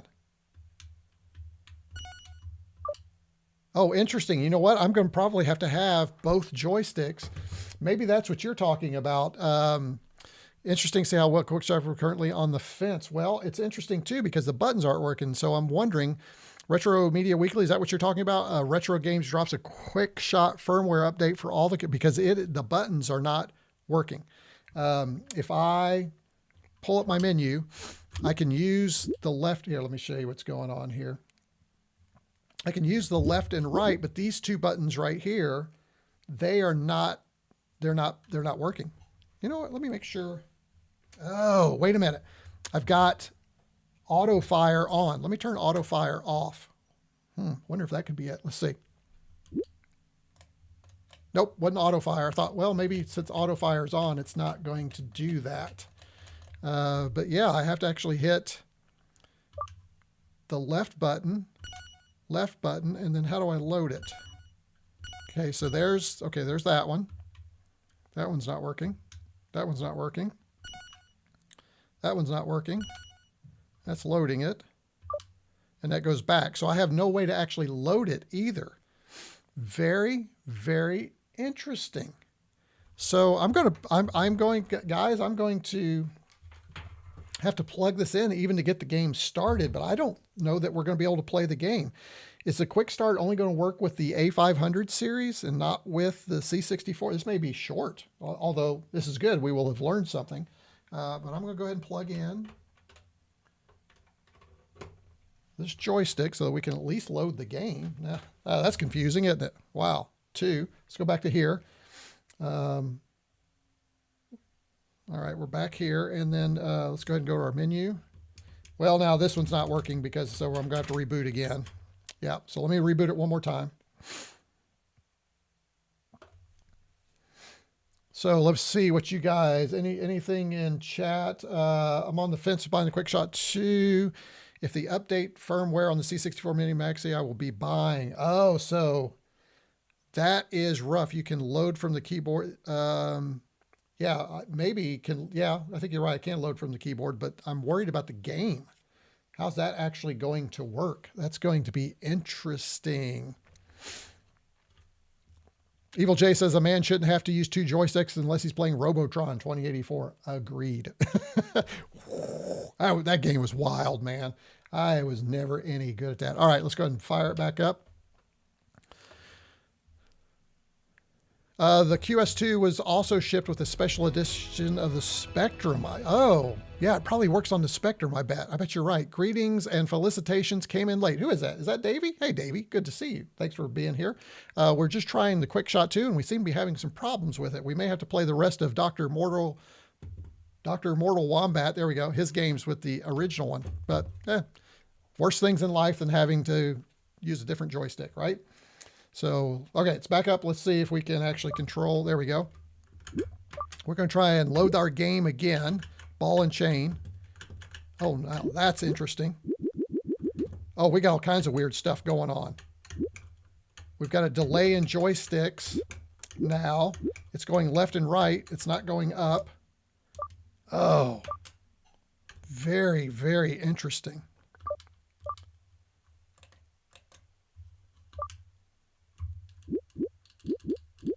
There we go. We'll see if that's working again.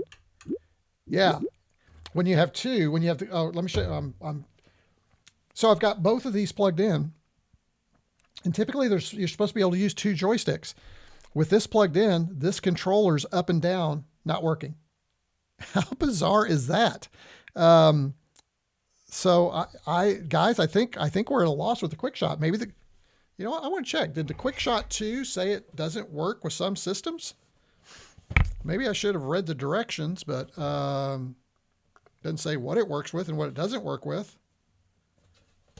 But that is very strange. I think, folks, I think we have an issue. Let me go back here and we'll try something else.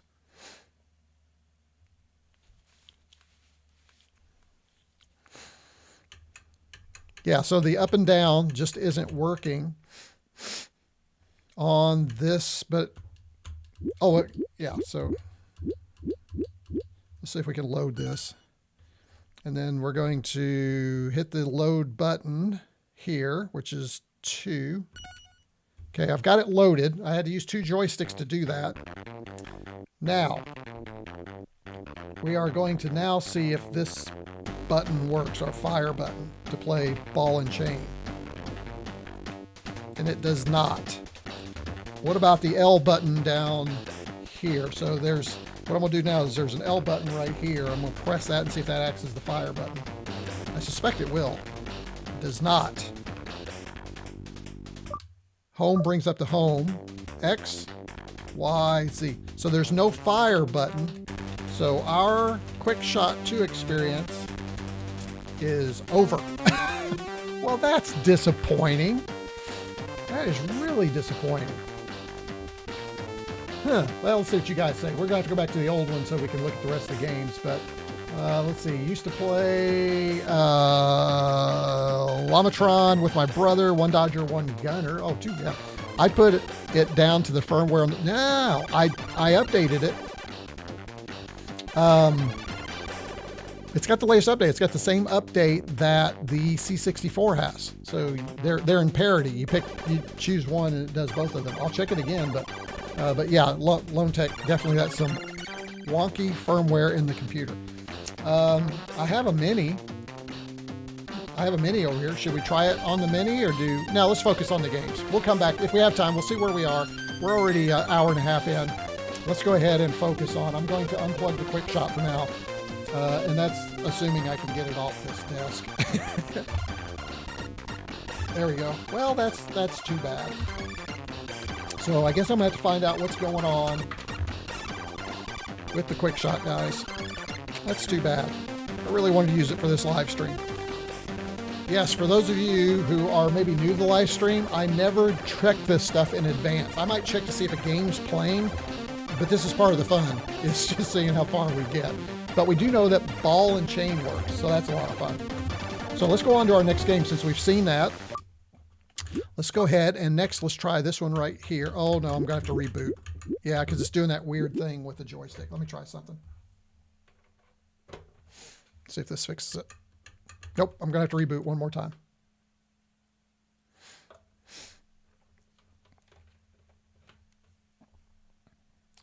To get the VIC-20 compatibility for the Quickshot, simultaneously hold the X plus Y. No, you're kidding. You got to be kidding. X plus Y plus L plus R. Really? To get the VIC-20 compatible? How'd you find that out, Taro? So X, Y. Are you making this up? X, Y. I mean, those are the buttons. X, Y. LR. Sent a link to the page. Oh, really? Okay, well, let's do it. I've got everything turned off. Let's go ahead and plug it back in then. I'll take a look at the page. Appreciate that. Yeah, I think, again, that would have been nice if there was some instructions in the box, just a slip of paper that maybe told us a few things. Because they're generally so good about providing some instructions. I'm surprised there aren't any instructions. Okay, well, we'll give it a shot. Let's turn it back on. I've got them both plugged in. Sent you a link to the page. Thank you for that.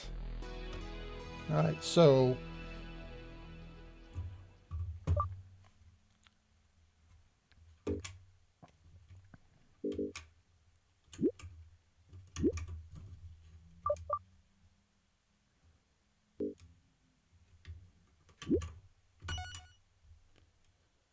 okay, I don't know why that reset. Did I hold it maybe too long? I don't know. Doesn't matter. All right, let's go to classic.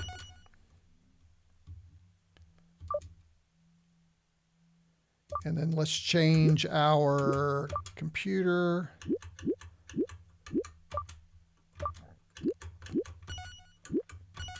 Back to here. All right, and now, there we go. It should reboot. There we go. Okay. Right paperwork is necessarily not a want. It's from the retro games. Okay. Ooh.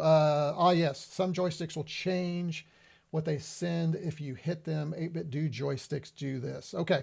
So according to these instructions right here, I need to hit X, Y, L, and R. So for those of you, that is here, here, here, and here. I've got to hit all 4 of those at the same time. That's just bonkers, folks.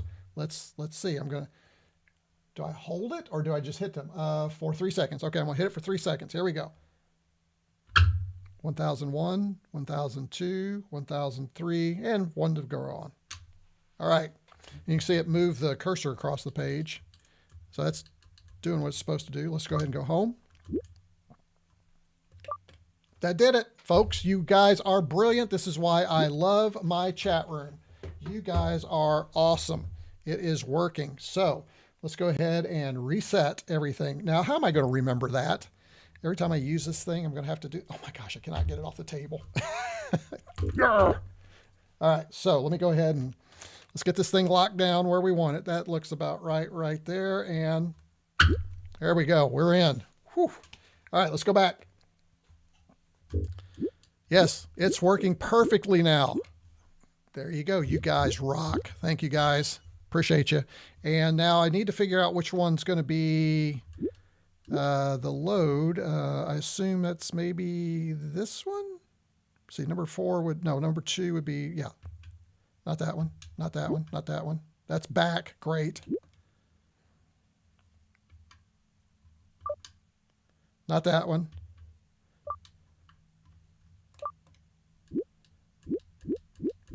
Yeah, interestingly, now I can't load. That's why a firmware update would be the right choice on retro games. And so you can just connect the controller and start playing. Absolutely. He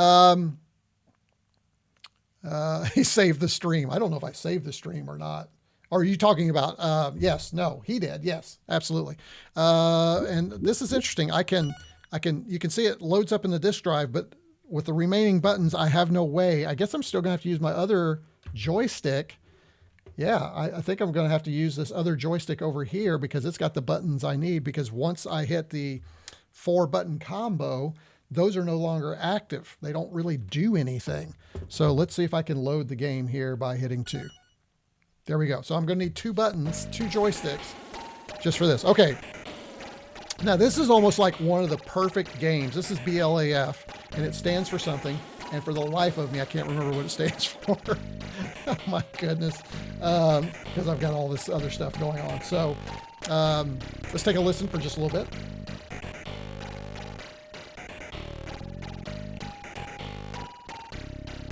Sounds good. Looks good. Let's go ahead and hit our fire button. Or spacebar in this case. We have modes, we have adventure, stage, and you know what's interesting is my joystick stopped working once the game loaded. Yeah, it's not working. Interesting. Let's see. Yeah, nothing's working. And that's weird because this game was working before. I did test it to make sure it was running. Let me try something.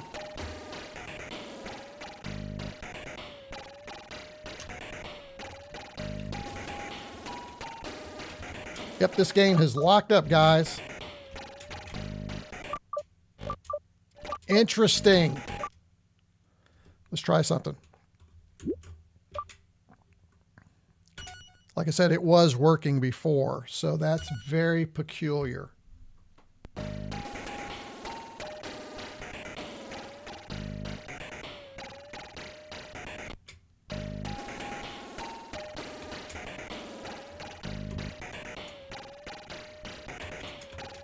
Very, very strange, guys. Okay, so this one isn't working. So let's try something else. Let's go back in, and I have a backup just in case we're going to come back and check these things. Let's try missile defense. Let's load that one.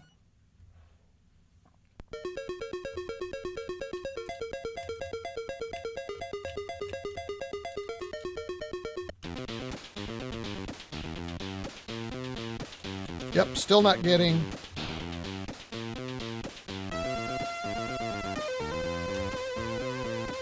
Yep. Now the button's working, but the controls aren't working. Works on the original, but not on the other one. Oh my goodness. Wow. However, this is one of the better versions of missile defense. What do you guys think about that? I mean, it looks good. Let me go ahead and bring up over here. Let's play a little bit of it now that I've lost. All right, so I'm back to the old joystick. We'll come back to the quick shot in a minute. I just want you to see the game here, see what you think. And obviously I'm horrible at this. Man, this is fast and furious, isn't it?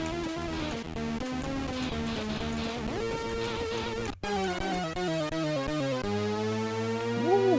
Missile defense, duck and cover. I think that's what that was going to say. This is really good. This is a good version.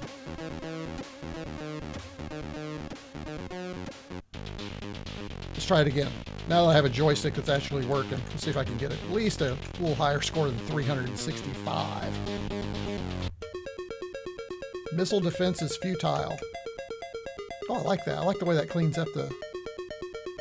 That's cool. Ready Player One. Oh, Steven, I'm overshooting, so it's easy to do. I missed the... one thing I do love about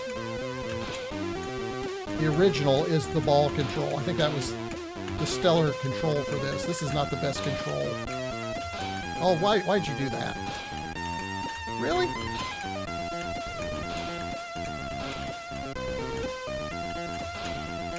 I keep overshooting. It's almost like it's too good and too fast. Ooh, I saved that one, didn't I? So put your comments down below if you like this version of the game. Let's see if we can blast this guy out of it. There we go. Oh, that's pretty cool.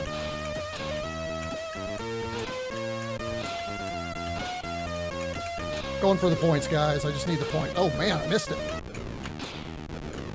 I know the cities are down, but... There we go. 1190, that's not bad.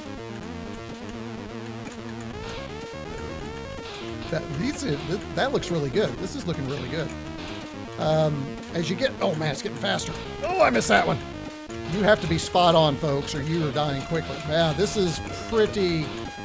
I don't know what level I'm on, but this seems out of control. I'm going to let those go.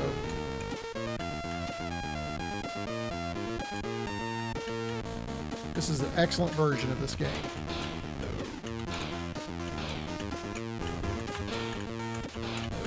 Let's get a little easier, although I missed that one, didn't I?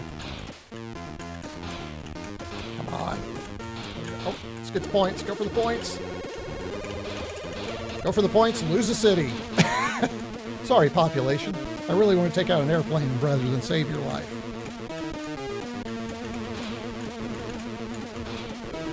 took it. Good. Let's protect what we have. Protect what we have. Oh!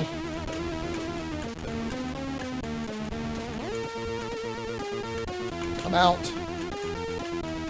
Yep, I'm out. Let's see if I get another level.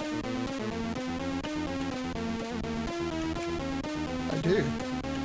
Oh, I actually got some... What is that? Oh my goodness, what was that? Save the city. That's it, I'm done.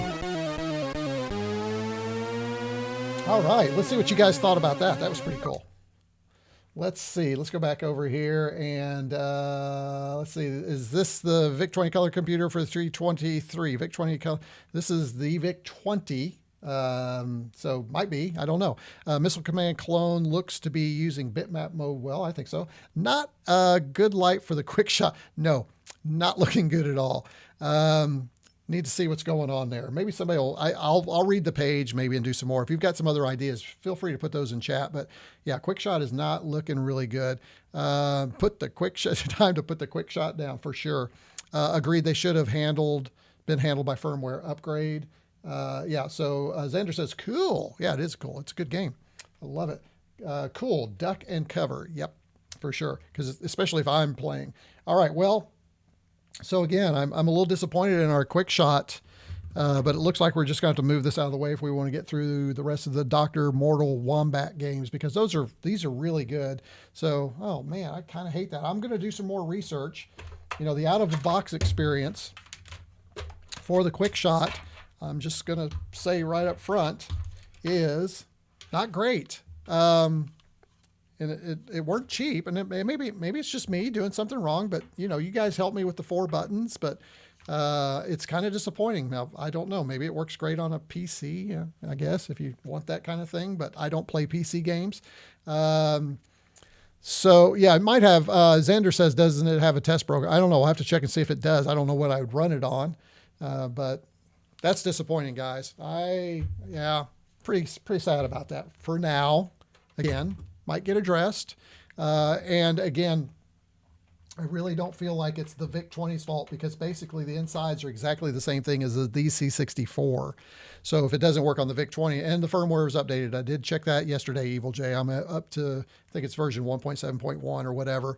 It is the most recent. So something's got to be addressed. Maybe this works better on the ZX Spectrum or the Spectrum Next. I guess I could check that a little bit later, but that's not why I wanted it.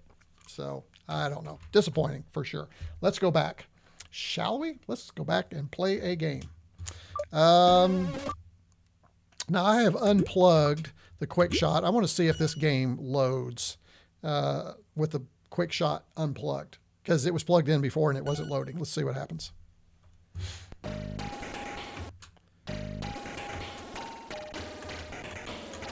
Yeah, interesting. That's not loading. I was pretty sure I had that working before. So let's go to a different game. I got a backup. Hold on. I do have a backup. We played Missile Defense. Let's try Portal Buster. Let's see if it works. This just looks cool right out of the gate, doesn't it? Very cool, right? Let's see. Give you a little listen there.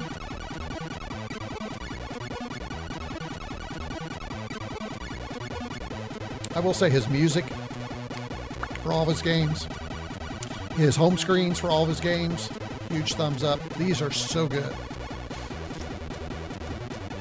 Button worked. Let's see what we have. Here we go. Uh-oh. Could this be a PAL game? This might be a PAL game. I'm thinking this is a PAL game. Let's fix that. Let's go to our device settings. Computer, let's change that to PAL. Let's go back. Let's go back. Let's go back. Let that reboot. Okay. And let's go back into our menu. Good news is it takes like next to nothing for these things to load, so we can make that change quickly. There we go. Oh my gosh, this is super fast. Holy smokes. This is so fast I can't even keep up with it. Oh. How did he get this much speed out of this 8-bit machine? This is crazy, folks. But looks... I cannot slow him down. Oh! That was horrible.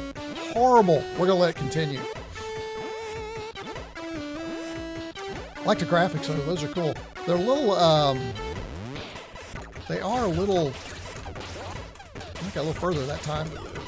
They are a little, not grainy, but they're not quite... Oh, gosh, this is hard.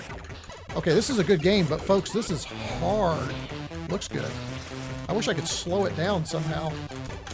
I'm trying this whole backup thing, and... Oh! And when I went up to try and get that, I kind of knocked myself out. Let's try it again. So put your comments in chat. What do you think about this one? What is this? Is this a power-up? There we go. Some kind of power-up.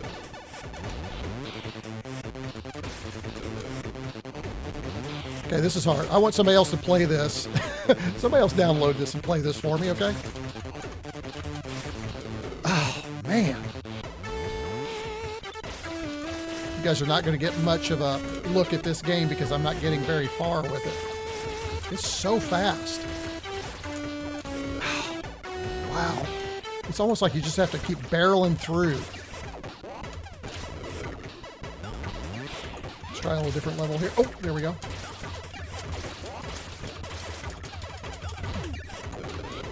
Oh, got a little bit further. So tell me what you think about this game, which is called Portal Buster. What do you guys think about that? Let's see. It looks like you guys had some, let's see, was XYLR the combo for Android. That's what I use mostly on Linux. Oh, that's interesting. On display for the moment to be revisited later. Yeah, it was a specific page about the Quickshot II with the VIC-20. I'll go ahead and take a look at it later. Quickshot won't work on Spectrum Next since it's got a USB connector. Not the Next, I'm sorry. The Spectrum is what I was talking about. And I do have one of those back there. They created, Retro Games has the Spectrum, in case you missed that. I'll post a link to the Discord. Thank you, Tara. I'll take a look at it. Well, that sounds like it should have been correct then. Yeah, I know. It's just no scan lines. Oh, you want to see what that looks like with no scan lines? We can do that real quickly. Happy to do that. Portal seems hard to control. It's just hard. It's not hard to control. You know what you're controlling. It's just fast. It's super fast. Scan lines, I always switched off. In my founders, is there something we did not 40 years ago? Why would we simulate? I don't know. I think, again, some of the games were actually created to take advantage of them, but we'll take a look at it. Hey, you Belly, good to have you here. Game looks frantic. It is. Let's go ahead and let's change that. Let's go ahead and bring up our options or display options, and let's take off our, we'll go to pixel perfect without scan lines. Oh, it looks like they're off. Oh, because it reset. Yeah, so they're actually off right now. Let's turn them on and see what it looks like. I'm curious. Let's turn those on. Oh, you know what? It does look cleaner. Look at that. It looks, interestingly, because it blurs the edges, I think it looks a little bit sharper. What do you, oh, yeah, it looks better. Look at this. It's using the scan lines to actually give it its look. Is it just me? Tell me down in chat. Is it just me, or do you agree that this looks better with scan lines on? I think it looks better with scan lines. But you guys can tell me what you think, because you're seeing it on different views. So there you go. There is our other game, Portal Buster. Let's do Veggies. Now this is fun. This is a good sit back kind of game. This is called Veggies versus Zombies. So if you know Plants versus Zombies, you're going to know this immediately. It's really a C64 version of Plants versus Zombies, but it's called Veggies versus the Undead. I'm sorry, not Zombies. Veggies versus the Undead, for, you know, copyright reasons, obviously. But this is such a good version of this game. Look, check this out. So plant pea shooters to protect against zombies. So if you know how to play, you come up here, you grab a pea shooter, you bring it down here, you drop it, you wait for time and sun to power up the next one, and then you bring the next one in, and you bring him down. And eventually, the undead are going to start coming across. And so it's kind of a, you know, real-time, not a real-time shooter, but a procedural, you know, you do your thing, they'll do theirs. Come back up here. Let's go ahead and get rid of these guys. I'm going to move this guy up a little bit closer. Let's get him shooting up a little sooner. And then you'll get different veggies in this case so that you can place on different rows. And when you get multiple rows, man, this thing gets super challenging for sure. But it plays just like the phone version, just like, I think there was a PC version of this as well. And there we go. We got through our first level. So Veggies versus Zombies on the Commodore 64. We never would have seen this back in the day. So it's really cool. Now here we go. Now we have our pea shooter. And then we also have, oh, I gotta go up there and select it. That's right. And then we also, why isn't it putting it in there? Do I have to put the sunflower down first? I didn't think so. Yeah, there we go. And then we'll put a pea shooter in front of the sunflower, because the sunflower, if I remember, when the sunflower's out, it gets you more power faster, but for some reason it's not letting me pick my pea shooter. There we go. So the more sunflowers you have out, the more power you get, the faster your things. And since those are both coming out there, let's go ahead and do another one here. Come on.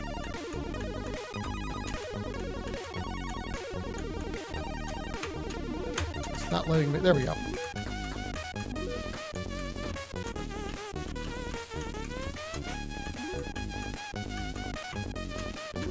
All right, so we've got one down here now, so we need to put it down here. And I need more pea shooters, or I'm going to die really quickly.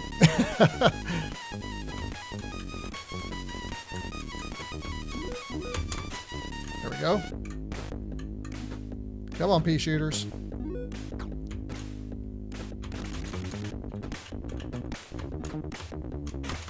There we go.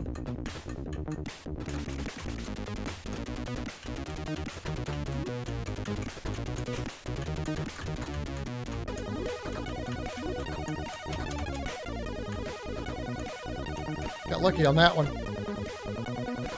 This is one of those games you can sit here and just play forever. It just sucks you in. And you're, you know, kind of the real-time strategy game, right? Oh, let's go ahead and take another one of these and get him down here just to help the wall of undead headed my way. And there you go. There is Veggies versus Undead. I'd love to know what you... Yeah, tower defense game. There you go. Thank you. That's what I was trying to think of.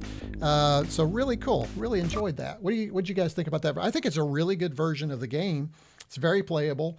It's just a lot of fun. So I agree. It looks nicer with the scan lines. That's what I thought too, Retro Medley. Be ready... Q8Z. Q8Z. I'm starting to see what you did there. Hey, welcome to the live stream. I'm pretty sure this is your first live stream with us. Great to have you here. I think it looks better with scan lines as well, softens the images. And I think that's the thing. Many of these games back in the day took advantage of the scan lines to make things look better. So I like to have them on. I don't see the actual scan lines in the stream. You should, James. I just turned them on and off. I can show you what that looks like, but seems full screen. I can see, okay, you got it full screen. Yeah, probably when you blow it up, you can really like zoom in and see it for sure. Tower defense game, yes. Yes. Pixel Junk Monsters is a great, I don't know that one. That's interesting on the PS3. Do not know that one. You need to have the money in the far left to buy the items. Yes, so it fills up and then you can buy, and yes. So that's why I was struggling to get a few of them. So thank you. It's interesting. I played this game back when it was, Plants vs. Zombies, and played a little bit. I've never really just like stuck on games. I don't get addicted to these things. I'll play them casually and then I move on to the next thing, probably because I'm more squirrel than anything else. But you kind of forget those little things. You know the basic gameplay, but sometimes you forget those little pieces. So looks like I'll be picking up most of these games. Stuart, they are great. Welcome again, Stuart. They are just a lot of fun. Again, you can get these for free, although you can pay your own price for the name your own price. So I think there's a few here that I definitely, and you think these are good? Wait till you see the last two I have for you. Great looking game. Yeah. Hey, Fred. Fred, I believe this is your first live stream with me as well. So thank you for that. By the way, we got 43 viewers and I've only got 33 likes. Let's get those up there, guys. Come on, let's get those up there. All right, so we've got, how much time? What are we looking at? We're running a little bit long. Go figure. We always do. But let's go ahead. I want to show you another game, and I also have. We may try something here in a minute. If we have time, we're going to do it. So let me go back here. So now I want to show you this one right here. This Gates of the Ancients. Oh my goodness, guys! You may remember. Elite. Remember Elite? This is, hey, really appreciate that. James has a, hold on, if it's going to pop up over here in just a minute, but look down in chat. James is checking out that super chat system for us. James, I appreciate you for being here today, and I really thank you for the super chat. I always appreciate super chats from my viewers. Again, as a reminder, it all goes back into the channel, so thank you so much. Here it is. I can show it to you. So thanks again, James. Super to have you here. Really appreciate the super chat. And now, and PC Expert isn't here, but now he'll feel more comfort knowing that super chat is still working for my stream. He's always concerned about that. Sometimes it's not working. So I appreciate him last time making that. Name reminds me of Legacy of the Ancients, great 64 game. So, well, we're going to find out. So again, James, thanks as we go into our next game. I really appreciate the super chat. All right, let's dig into the game. And I appreciate you too, by the way. If I didn't say that, I think I said that, but I just want to make sure. Always want to make sure I thank my super chatters. So let's go in here and let's load this and check this out, guys. This is, I loaded it up in Vice. Typically what I do is I try these things in Vice because I can set a laptop upstairs and just make sure they're working. But this thing looks amazing. Check this out. Now I do have scan lines on again, so I think it does soften it. And I have not seen what I need to do to play this, but I just want you to see it. We don't have a lot of time, but I think it is a game that you're going to want to dig into. It is a space combat simulation type of game, but there's a lot of depth to it. Let me show you this too. Before we dig in here, I do want to show you that there are, let me pull these over. There is a full book here on this game that comes with the download. So again, Gates of the Ancient is here. You have your backstory, which is right here. Let me blow this up for you so you can see that. So here's our backstory. Rumors about a lost cosmic civilization called the Ancient have fascinated you since early childhood, blah, blah, blah. Then you have some instructions here. Here's our cockpit elements. So this tells you what all the parts are. Here's your waypoint, your shield, your precision. So this is a really nice PDF manual that's included with the download. So you will have this when you download it. Again, if you like it, Elite, all those kinds of games, you're going to love this one, I think. It is one that I plan to spend more time than I had here. It is one that I had hoped I could use this for because I think it would be perfect for this game. Again, I'll play with that. Shield and laser, the two gauges show that. Here's your hull status, your speed indicator, your main status. Again, I'm looking at this, but I know I'm not going to do the game any justice because there is some depth to it. There is some time that you need to spend with it. Here's your alternate joystick navigation right here. It does by default use the up down. It doesn't switch. We'll switch that really quickly. I think I can remember how to do that. I hope. We'll see. And then it tells you how to play. So again, there is that. So let's see what happens when I hit fire. And we have just warped in. Now I'm going to hit run stop. That will let us change a few things. So for instance, I want to invert the Y and X axis to make it more flight sticky. So I've done that. You can also do engine codes, and then you have codes that you can enter in if you want to jump to certain levels. So you probably remember that from back in the day. So let's go ahead and continue. Arriving, what a peaceful place.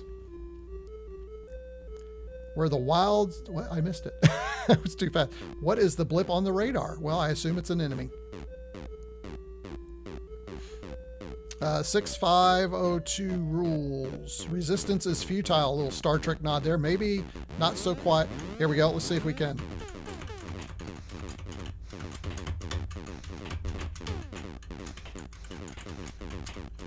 Well, you would think I could hit something eventually. There we go. All right, let's go ahead and swing around here. Looks like we have some other... Oh, somebody's firing back. I do not need that right now. This is, again, remembering this is an 8-bit computer running at what? Not very fast, but Okay, got to be careful. Your shots, you can't just keep firing. You've got to, and I know there was a way to speed things up, and I did not see the... Let's swing around here. Oh, there we go. It's getting closer. Got to get just right. There we go. Let's swing around here and see what else we can find. Oh, Oh, missed them. And those look pretty good. If you look at them, they've got some shape to them, like a little wedge almost. Let's see if I can. And you got to be very easy with the joystick. And you got... Oh, man, I didn't have enough power to fire. Let's try another one.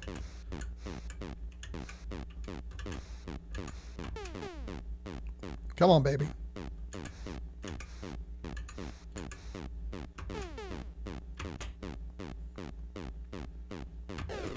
There we go. Got him. Let's see if we get this last one here. Maybe we'll clear level. Oh, rats. Exterminate, annihilate, kill. This is... Guys, this is good. This is... Oh, wow. I'm missing my energy, so let's stay away from him for a minute while I recharge. Uh-oh, he's coming after me. He's on my 6. I think I'm going down, guys.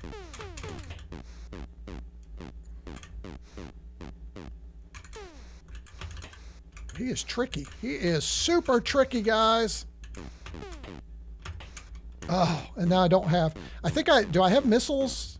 I don't remember if I had missiles or not.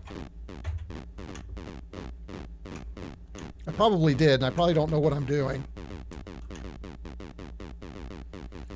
Let's see, it's either me or him, and then we'll end this game and try our last one. Let's see if we can. Oh, wow. Missed him.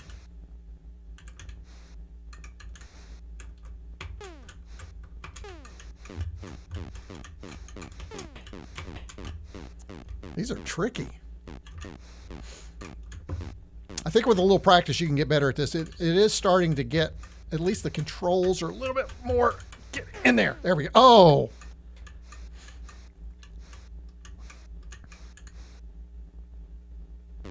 Looks like my left is done. This is really, this is hard, guys. And it's hard because it's programmed so well. Destroy him. Yeah, it's basically elite. You're right. Oh, there we go. Destroy. Oh, there you go. So very, very cool. What'd you guys think about that game? I think that is a blast. Let's go up here. And so those are our 6 games. We didn't get one to load, but we'll see what kind of chat we have first. And then name reminds me of Legacy. Well, we talked about that, didn't we? Let's see. Still here, just working on. Oh, okay. Well, good. Glad you're here. He's kind of, yeah, a lot of you are just listening. I am your ASMR while you work on your real projects. Reminds me of Stargate SG-1. Yeah, I think that's probably where they get it, cutie, honey. Puddle jumper. Yeah, the puddle jumpers. I remember those. Retract the pylons. Don't get jammed in the Stargate. Yep, so it's elite. I'm guessing those are custom characters or sprites stitched together. Seems so fast. It's very fast, which I don't know that I've ever seen a flight game that fast on a stock Commodore 64, which is why I really like it. And again, Retro Media Weekly says those are all great titles so far. We're going to try one more. And then I would like to see if I can get that other game working. So let's do one more. I just want you to see it. So let me go back here. And we'll go here, and we've had, here we go. Let me go back here, media access. There we go. Mineshaft Gap. This is another one. And I also want to show you, this one is pretty complicated, guys. This is another one that has its own manual, and we'll go ahead and full screen this for you. This one is, it reminds me of Fallout a little bit, if you play Fallout. I've never have. I just kind of know about Fallout, what it is. But your job is overseer in the underground bunker. So another one of those. So if you're watching Silo on Apple TV, for instance, this might be the game for you. You control the dwellers directly, but you hand out jobs and direct the building of shafts, floors, and rooms. And it looks very good. It looks very detailed for a Commodore 64 game. You do some digging. You can see your bunker will be extended with a new floor. Alternatively, you can press the joystick button, move the menu cursor to dig, and release the button. So you can start to build your underground environment. So again, very Fallout-y. Is there another game that's similar to this? Probably. Not typically the kind of game that I would buy, but I think for a lot of people looking for some casual gaming, this might be it. And the other thing I love is it actually makes extensive use of the keyboard for additional controls, which I think is really cool. So let's see if we can get this one running. I've not tried it on the VIC-20, and since we've had one not work, who knows, it's a crapshoot if it's going to work or not. So let's try it. Let's go ahead and load the game. Mineshaft Gap. Oh wait, that was not the right one. Oh no, it is. Okay, sorry. Let's go back. So after decades of Cold War left us with no option but to strike first. Retaliation was to be expected. To save our great country from total annihilation, we put our best into a system of underground shelters. This screen looks great. I mean, it really does. Again, knowing the limitations we have of the Commodore 64. Coding and graphics by DrMortalWombat. Music by Crisps. Music for all these games has been so good. Oh no, who says that? Evil J says, LOL, I'm playing Fallout Shelter on my other monitor at this very moment. That is hilarious. So cool. All right, now to get this started, I assume we press joystick. Let's see. All right, loading. What's it loading? This doesn't seem right. This is not right. This is not right, folks. Okay, it should load, and it is not loading. Okay, so that's 2 games that we haven't been able to get to work on this. So what time is it? Let's do this, guys. It is, I'm 2 hours in. But you know what? I want you to see these 2 games. So here's what we're gonna do. We're gonna do something I've never been able to do before, but I can do with the new studio. I am going to, here's what we're, okay.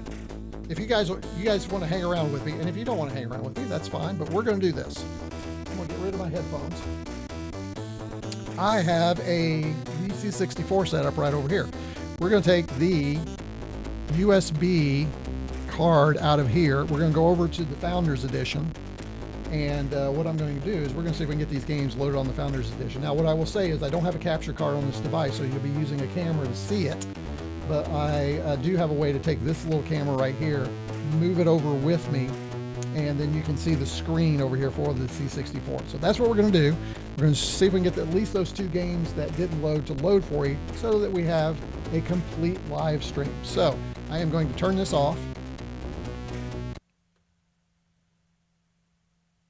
Now, the other thing I'll have to do is I'll have to swap microphones. So I'm going to go from here and I'm going to go back over here to a different microphone. So let me go ahead and pull this out.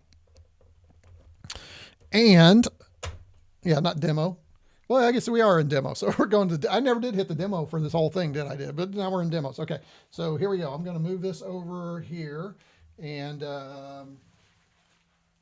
stay with me here. I am going to bring this over here. All right. Now, let's see.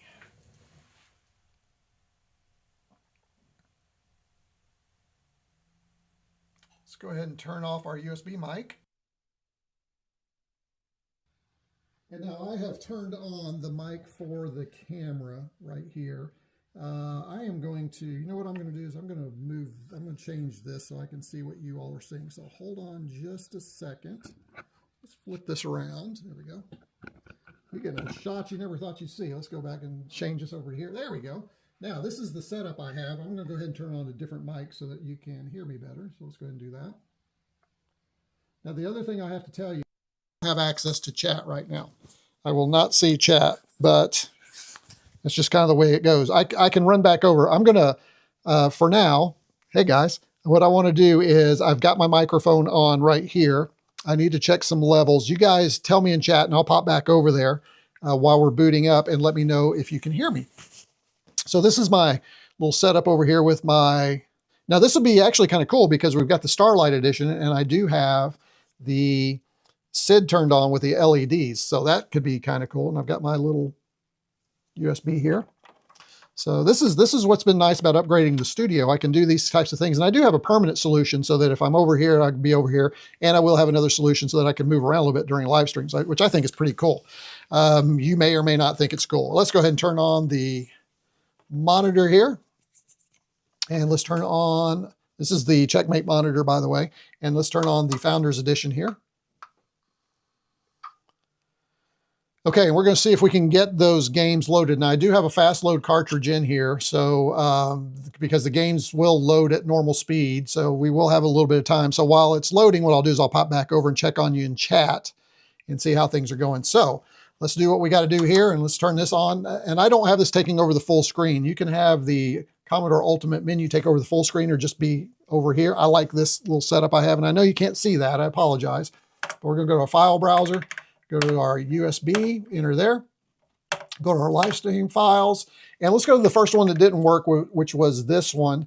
And I am going to mount the disk.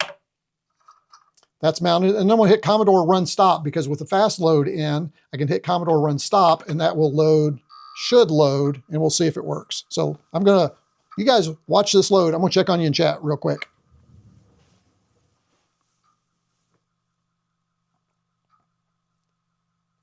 Yeah, no doubt. Behind the scenes, right? Oh, look, you can see me here. While we can watch while it's loading together. Hey, you know what? That's kind of fun. I didn't realize I had that view, so that's kind of cool.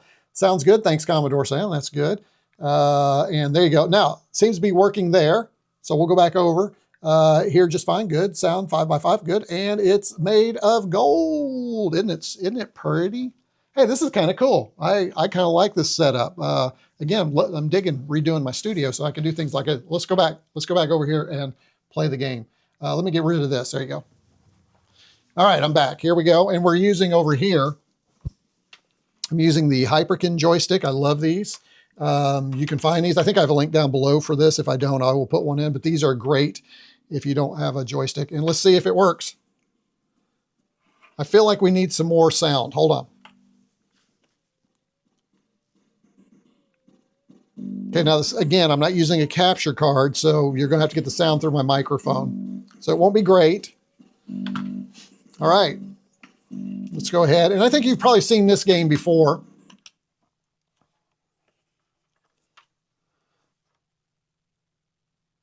Hopefully it's going to load. I feel like it just took out my Commodore 64 Founders Edition. What's that about? Wow.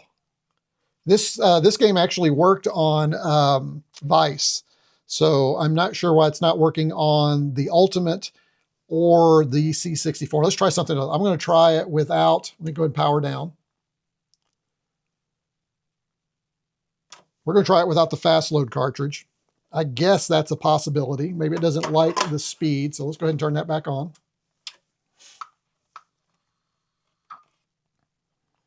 And let's go ahead and bring up our menu. Let's go to File Browser. Nope, not that one. It's this one right here. There we go. This one. And let's just run it straight from here. Run disk. Let's try that. Okay, we're going to let it go. Let me come back over here.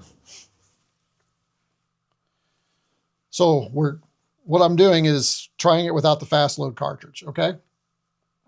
So let's check on chat, see if you guys are still, yeah, you're still there. People are hanging out with me. Good to have you guys hanging out still. Let's take a look and see what our, did I close a window accidentally? Looks like I closed my, oh, maybe it's up here. Here we go. Wow, we got about 43 of you watching. Really appreciate it. Thank you all for 43 who are watching. It's a small channel for sure, but I'm sure you're interested to see if I'm going to get this game. That's the big mystery right now, in case you're just joining us. If you're not down in chat, remember to go down in chat. That's where all the fun is. But if you are just watching, we're trying to see if we can get this DrMortalWombat game loaded over here on the C64U Founders Edition. We were not successful on the VIC-20, which is the VIC-20 version of the C64 from Retro Games. And we've not been successful at all with the Quickshot II, unfortunately. It just not a great experience. I hate to say that because Retro Games, I love you, but this has not been a good experience. So we are trying to load the game without fast load in here. So we'll just sit back and wait just a minute. And you guys are kind of quiet in chat. Feel free to jump back in chat and say something so I have something to talk about instead of me just sitting here looking at a blue screen. Luckily, it's not the Windows blue screen, right? Sorry for all you Windows users, just not something I use. Huh. Takes a lot longer without the fast load cartridge. That is for sure. By the way, what did you guys think about the little Commodore light right there? Like that? No? Don't like it? I like it. I got it at Vintage Computer Festival Midwest. Somebody was selling those, so I went ahead and purchased that, and I think it's a nice little addition over at the area over here. Oh, it's on. Let's go check it out and see if we can get it working. All right. See if it works. Oh, that's the same screen we had before, guys. This one is not. This one is a no-go. That is so interesting because it worked in Vice. So here's what we're going to do. I'm going to do this. I want you guys to see this. So what I'm going to do, I'm going to come back over here, and I'm going to come back into my Mac view, and let's see if I can show you at least what this game looks like. And C64.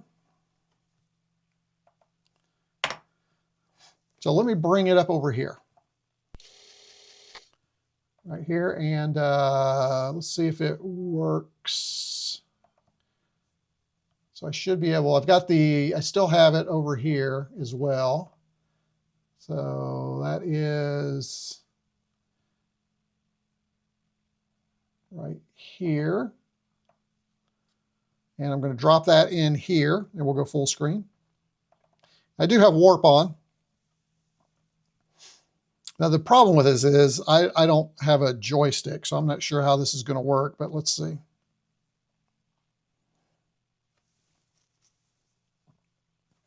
And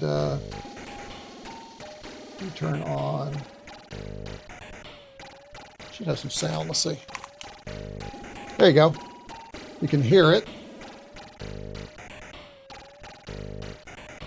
All right, let's see if I can press space. There we go. Now this is where we were with the other version, and we couldn't get any further than this.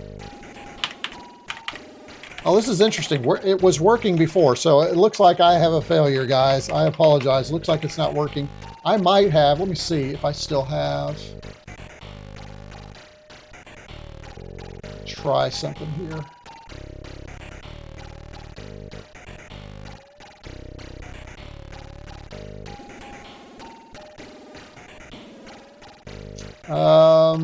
We are going to try one more thing.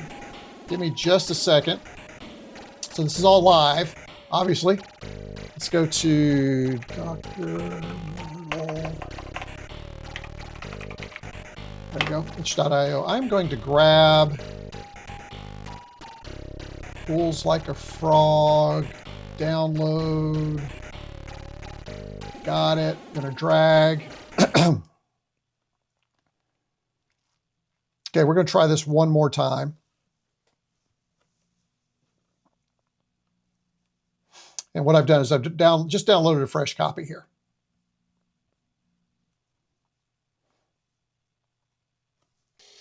And we'll see what happens.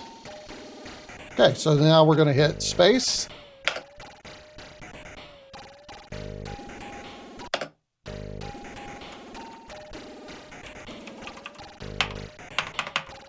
Very, very curious because I actually had it working, guys, and have played this game under Vice. So I am unsure why it's not working now. So there you go. There's one that I would just be careful with if you download. I download it for free. And if you can get it working, yeah, nothing's working. Then I would go back and looks like we've got, look at this, we've got a blinking number 9 light. Looks like it's trying to access another drive, which I think is very curious. So, all right, we're going to stop on this one. Let me go ahead and close this out. And what we are going to do, lastly, is we are going to try to get that one last game working over there. So we're going to pop back over to this machine, and I'm going to see if I can get our other game working. What was the name of that one? That one was, let me close this. That was, oh man, That one was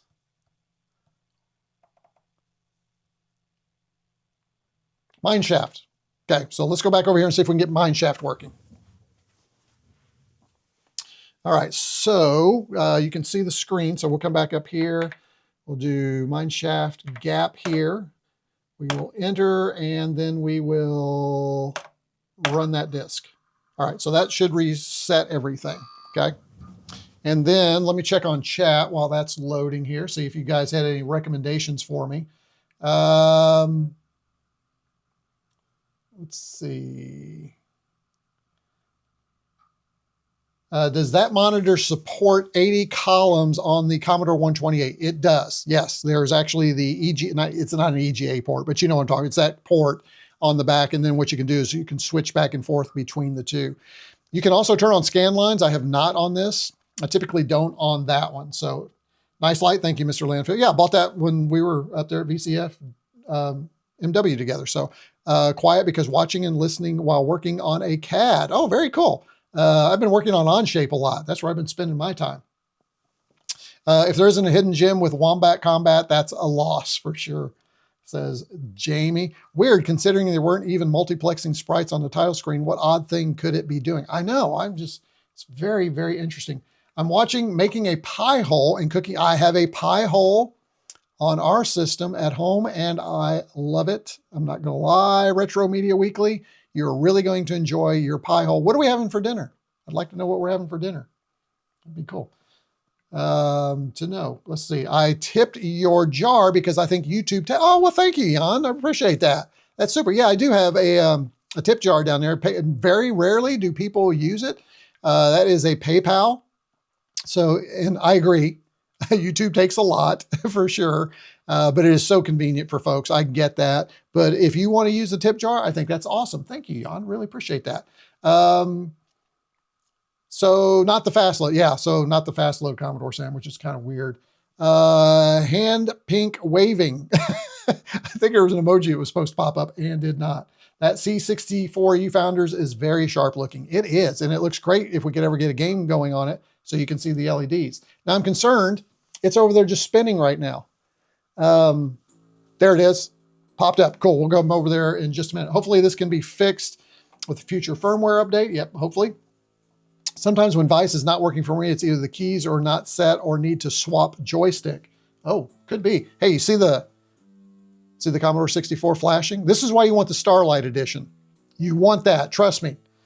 You can get the beige, but go ahead and get the little extra that the new Commodore added. Well, they didn't actually, but you know, part of it. Get that Starlight. That Starlight is amazing. Swap joysticks is the biggest thing, right? Swap joysticks, always oh, I didn't even think about swapping the joystick. It's in port 1. I don't know. We'll see. Apparently, BLAF only works on a PAL C64. Oh. I can put the C64U in PAL mode, right? That could have been, you know what? That could have been, could that have been it on the C64? I thought it was in PAL mode. Oh no, now I'm really, wow. BLA breaks all founders. Oh no. No, swap joysticks in the emulator. Oh, you're right. I can do that. I'd forgotten that. I can do that on the Mega 65 too. Let's go back and see what we can do, folks. Let's see if we can get this bad boy working. All right. All right. Back over here. Let's see. Can I change to PAL? Let's see. Is that an option? I know I don't want to do it midstream. We'll try it here and see if it works, but let's see. Let's go back here. I don't remember video setup. There we go. Okay, we are in PAL. Okay, so it shows we are in PAL right now. Scan lines are disabled. Let's go ahead and turn on scan lines. There we go. And we'll back out of here.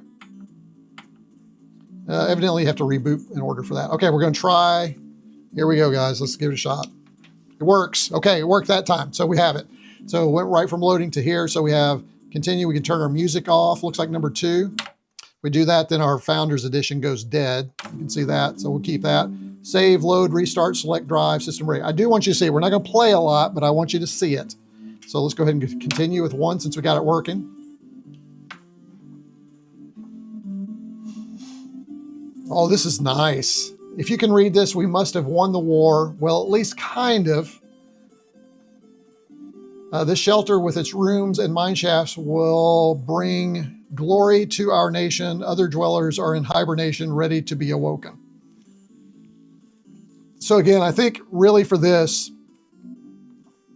you are going to want, let's do D for dig. I think that's how this works. Maybe not. I did not read the directions. But D for dig is, oh, there we go. So now you can see we just dug that area right there, and it looks like maybe I could go down and do dig down here. There we go. And then we get this, and it says a lack of fresh water will kill your dwellers. A hydro water processing module might do the trick. So then what we would need to do is figure that out. How do we create that in here? It looks like maybe B for build would be something. So let's see if we can do a B for build. Here's a hydro. I don't know if we have enough credits. Let's give it a shot. It's only 100 credits. What are my credits? Not sure. Oh, it says I don't have any. Okay. So, but it looks like I can do a workbench or in quarters. Let's do quarters. And then B for build, I guess.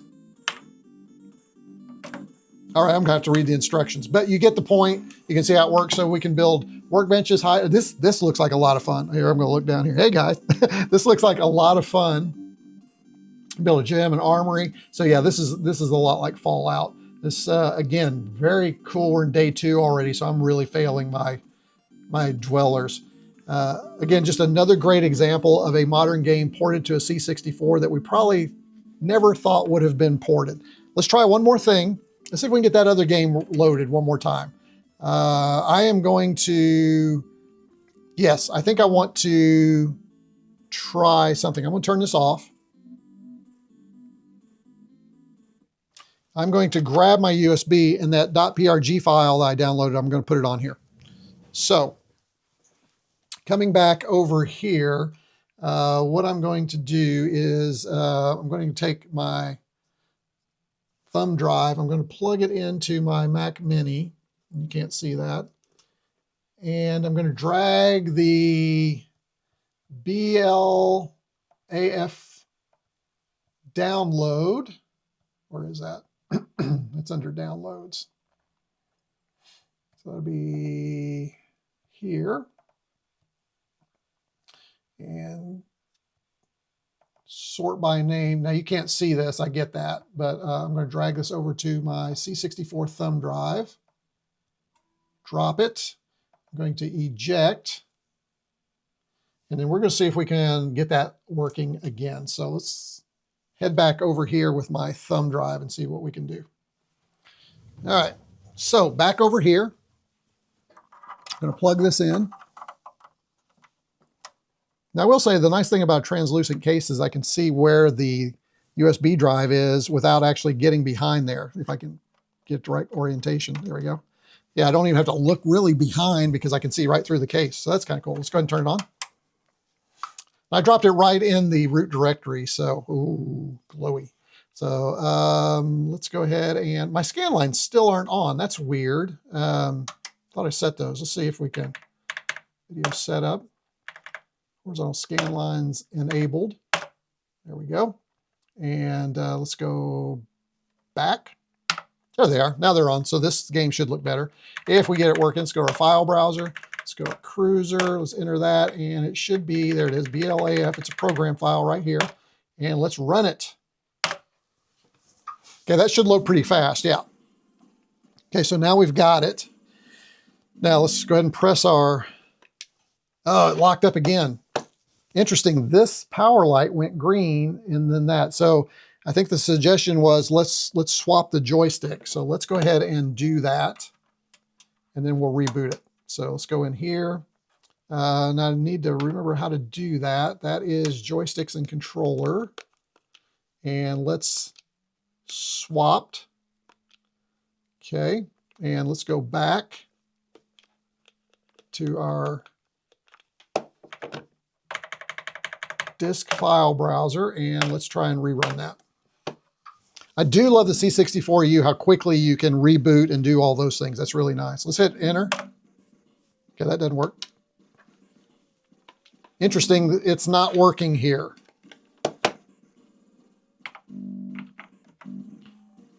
So spacebar seemed to work. But now we've got some weird thing going on here. Here, the music sounds messed up too.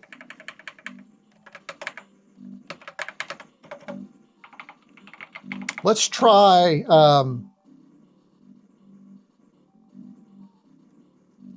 okay, let's change. We're gonna try one more thing here. Let's go to our,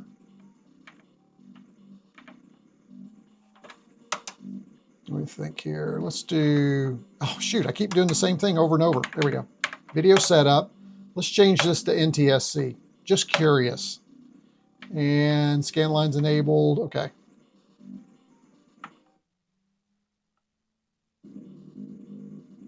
And then let's redo it.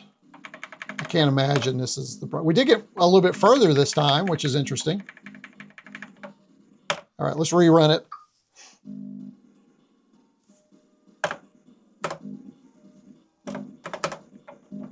Yeah, we're just not getting anything, and I'm not getting any kind of joystick option. So this game seems like we are just going to have some problems with it. It's not going to work. Let me go ahead and change my joystick and controller back. Let's put that back to normal. And let's reload this one last time. It's interesting because I've seen it, and it's a fun game to play, and I really hate that you guys can't see it. So now we should be able to press the button, which that works now. Oh, it's working. Oh my goodness, we finally found the secret sauce. There it is. Holy smokes. And so this is that game, you've probably seen it. You want to match the colors, whatever ball, you need to get 3 or more, and then it will back up the line so that it doesn't get you. So that's going to back up, and then red right there. So just a fun, casual game, but very well done. I mean, it is a really good version of the game. Oh, I shouldn't have done that. There we go. And the controls are really interesting. You want to put the control where you want it to point in the 360 degrees. So if I want to go there, then I go there. I didn't do that one very well. And we need some red. Here's one over here. And blue, could probably do the same thing. No, not there. It does take a little bit, oh, that's not good, but here's blue. Let's see if we can get, there we go. Green, here's a big line of green right here. That'll help. That'll help. And this will help. Oh no, I got the wrong one. Let's go back here. There we go. I'm not sure. This one is this an any one? Yeah, that's what I thought. That's a wild, kind of a wild card. Well, I'm glad we got this one going. There was some specifics that you have to do to get this one to run. So we'll come back here in just a minute and I'll show you. As soon as I lose this round, I did want you to see the whole thing. This is fun. I mean, this is another one of those casual games you probably played on your phone, but now you can play it on your Commodore 64, and I have to say it's much more fun on my Commodore 64. Oh, what happened there? Oh, there was one stuck there. I didn't see that. Interesting. Oh, that was horrible. That was horrible. That was even worse. Holy cow, guys. I'm going to die pretty quickly now. Takes a while to get used to this for sure. Blue, I don't have a blue one anywhere, so we'll just pop it next to that one. Here's a yellow. Let's see if we can sneak it in here as it comes around. There we go. There's another yellow. Red. I don't really have red anywhere. Don't have any blues either, so let's... Oh, wait, there's one. There's a red here. Blue. Do we have any multi-blues? I don't see any multi-blues. Let's go ahead and... Oh, I meant to put it right next to that one. It's green. Oh, missed it. There we go. So you can see that it has a little, like a little power up. There we go. Which makes it a lot easier to put these into place. Wish I had that all the time. There we go. But you don't. That's part of the game, right? So very good version of the game. And I'm obviously not horrible at this.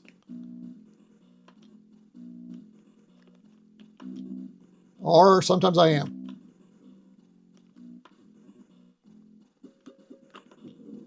Okay, let's get that blue one right there. Right there. There we go.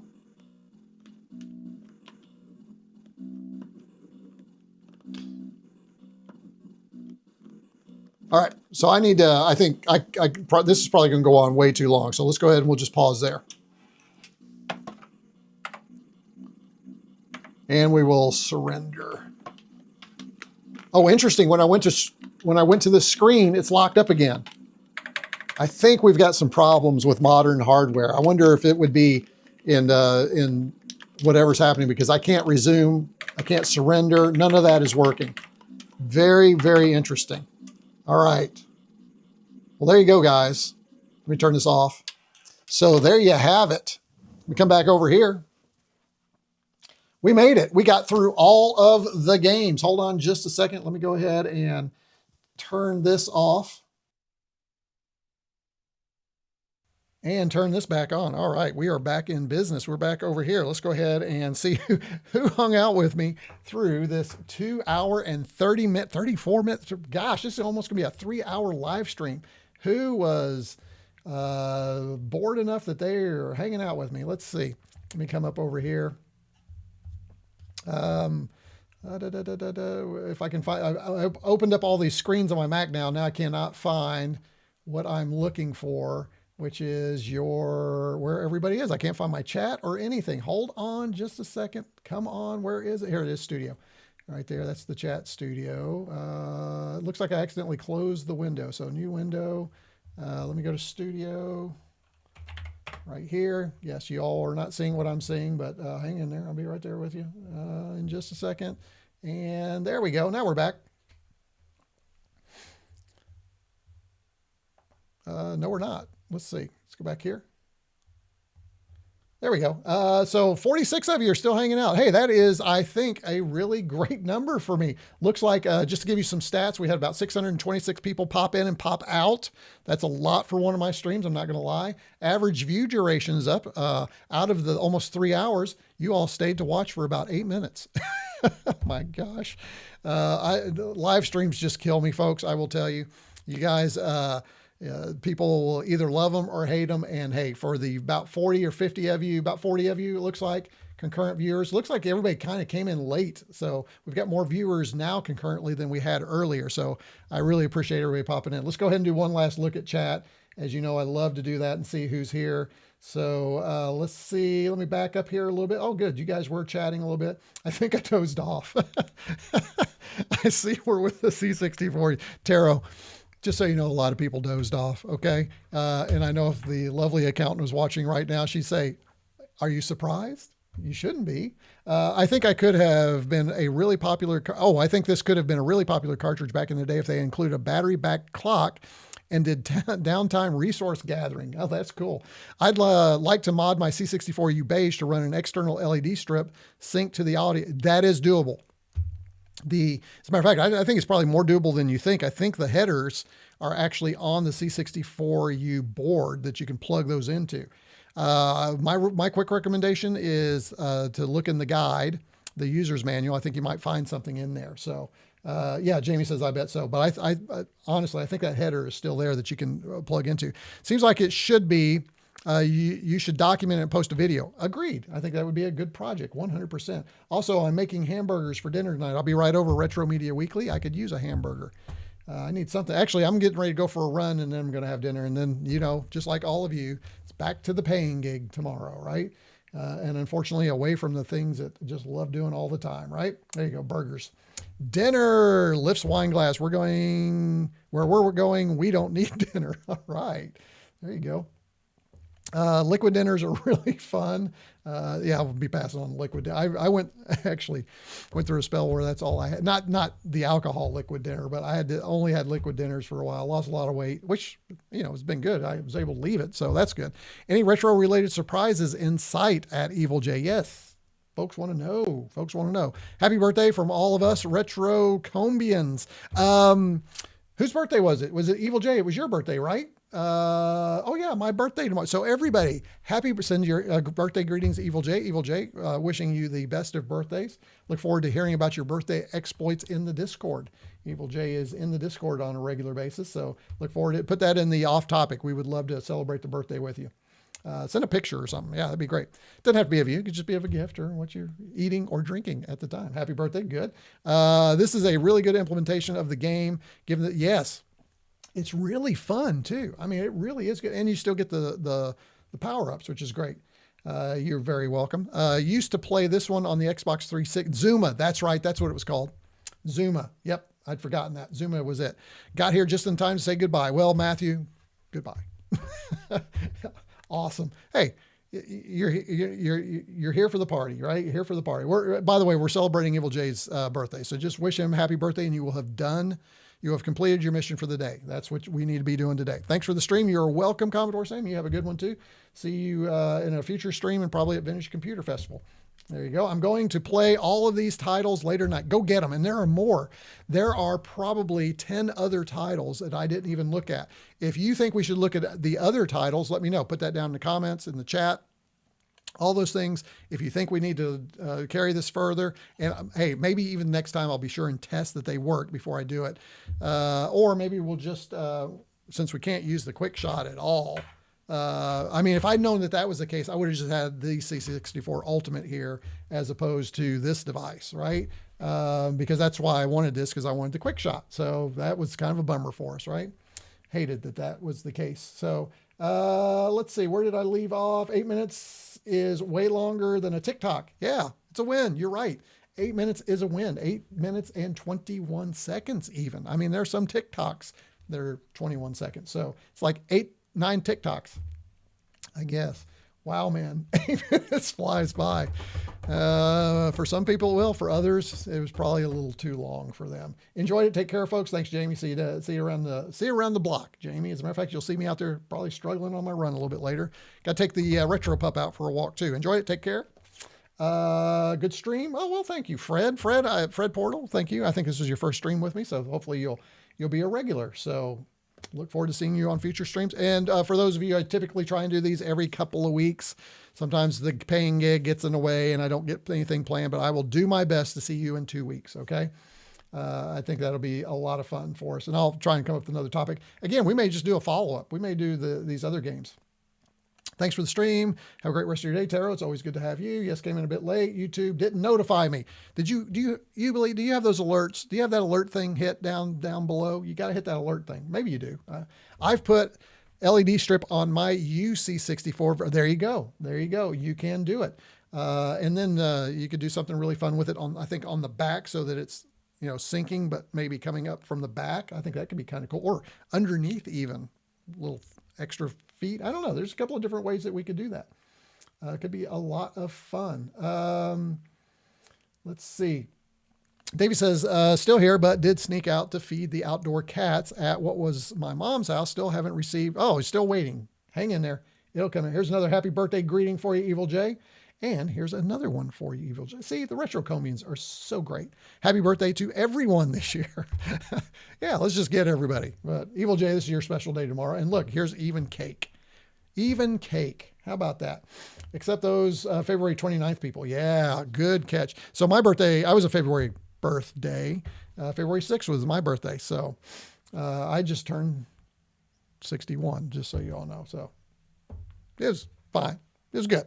I hope you found my tip in your jar. I will go look for it because I think YouTube takes too much. Yep, lost the stream for a moment due to messing in PayPal and a phone call. I'll go check it, and thank you again in advance. I really appreciate it. Would be a great stream to see the rest of the titles. Okay, I'll take a look, maybe Retro Media Weekly. I'll look at some of those. There are still some other good ones. These were kind of the top rated by the reviews on itch.io only. But maybe we'll take a look at the rest of them and we will set up a proper C64, or we could also try them on the Mega 65 because there's a new Mega 65 C64 core coming. So maybe I can do all that. Boomerman Dan Webb. Hey, welcome, Boomerman Dan Webb. Thank you for wishing Evil Jay a happy birthday. We appreciate you doing that. Wonder how well the non-working games perform on the Mega 65 C64 cord. That's what I'm thinking, Stuart. I'm thinking maybe next time I will fire up the Mega 65 and we'll play some more. You know, there's enough games where I could do 5 more games on the Mega 65 for one stream, and then another 5 on the C64 Ultimate, and then we can kind of compare them over time. I don't know. Well, I'll look at it. Another great show, just like Letterman, man. Another great show. Happy birthday. There's another one. Mega 60. Yeah, I got it. I bought a Mega 65 since you did not. Excellent. What do you think? I'd love to know what you think. Love to know if you like your Mega 65. It is so good. I love the Mega 65 is still my favorite out of all of them. Not gonna lie. C64U is my second favorite. The Maxis and all those are starting to wane. Those used to be good, right? They were ahead of their time, especially after today. Now they're starting to seem a little dated, aged. I'm not sure that I want to spend much more money on those, but who knows? Every time the Retro Games releases something, I buy it. So the cake is a lie. Oh, speaking of that, I do have a couple of folks over the pond who are purchasing a couple of things for me that I can't get, and they're going to ship them over. So it's another way you can support the channel. If you're over somewhere and you see something that you think I need to look at, contact me and you can send it my way. So thanks to those guys. The cake is always a lie. And then take care all. Fantastic stream at RetroCombs. Can't wait until the next one. Thank you, Retro Media Weekly. Hey, thank you all. That is it for me. I am out of here. I will be in chat for just a little bit more time and listening. And what we'll do is we will kind of watch and look at the thumbnail while we chat and close things down and listen to a little music. That's it for me. RetroCombs out. Thanks for joining. We'll see you in the next live stream. It was a blast. Thanks for your help, guys.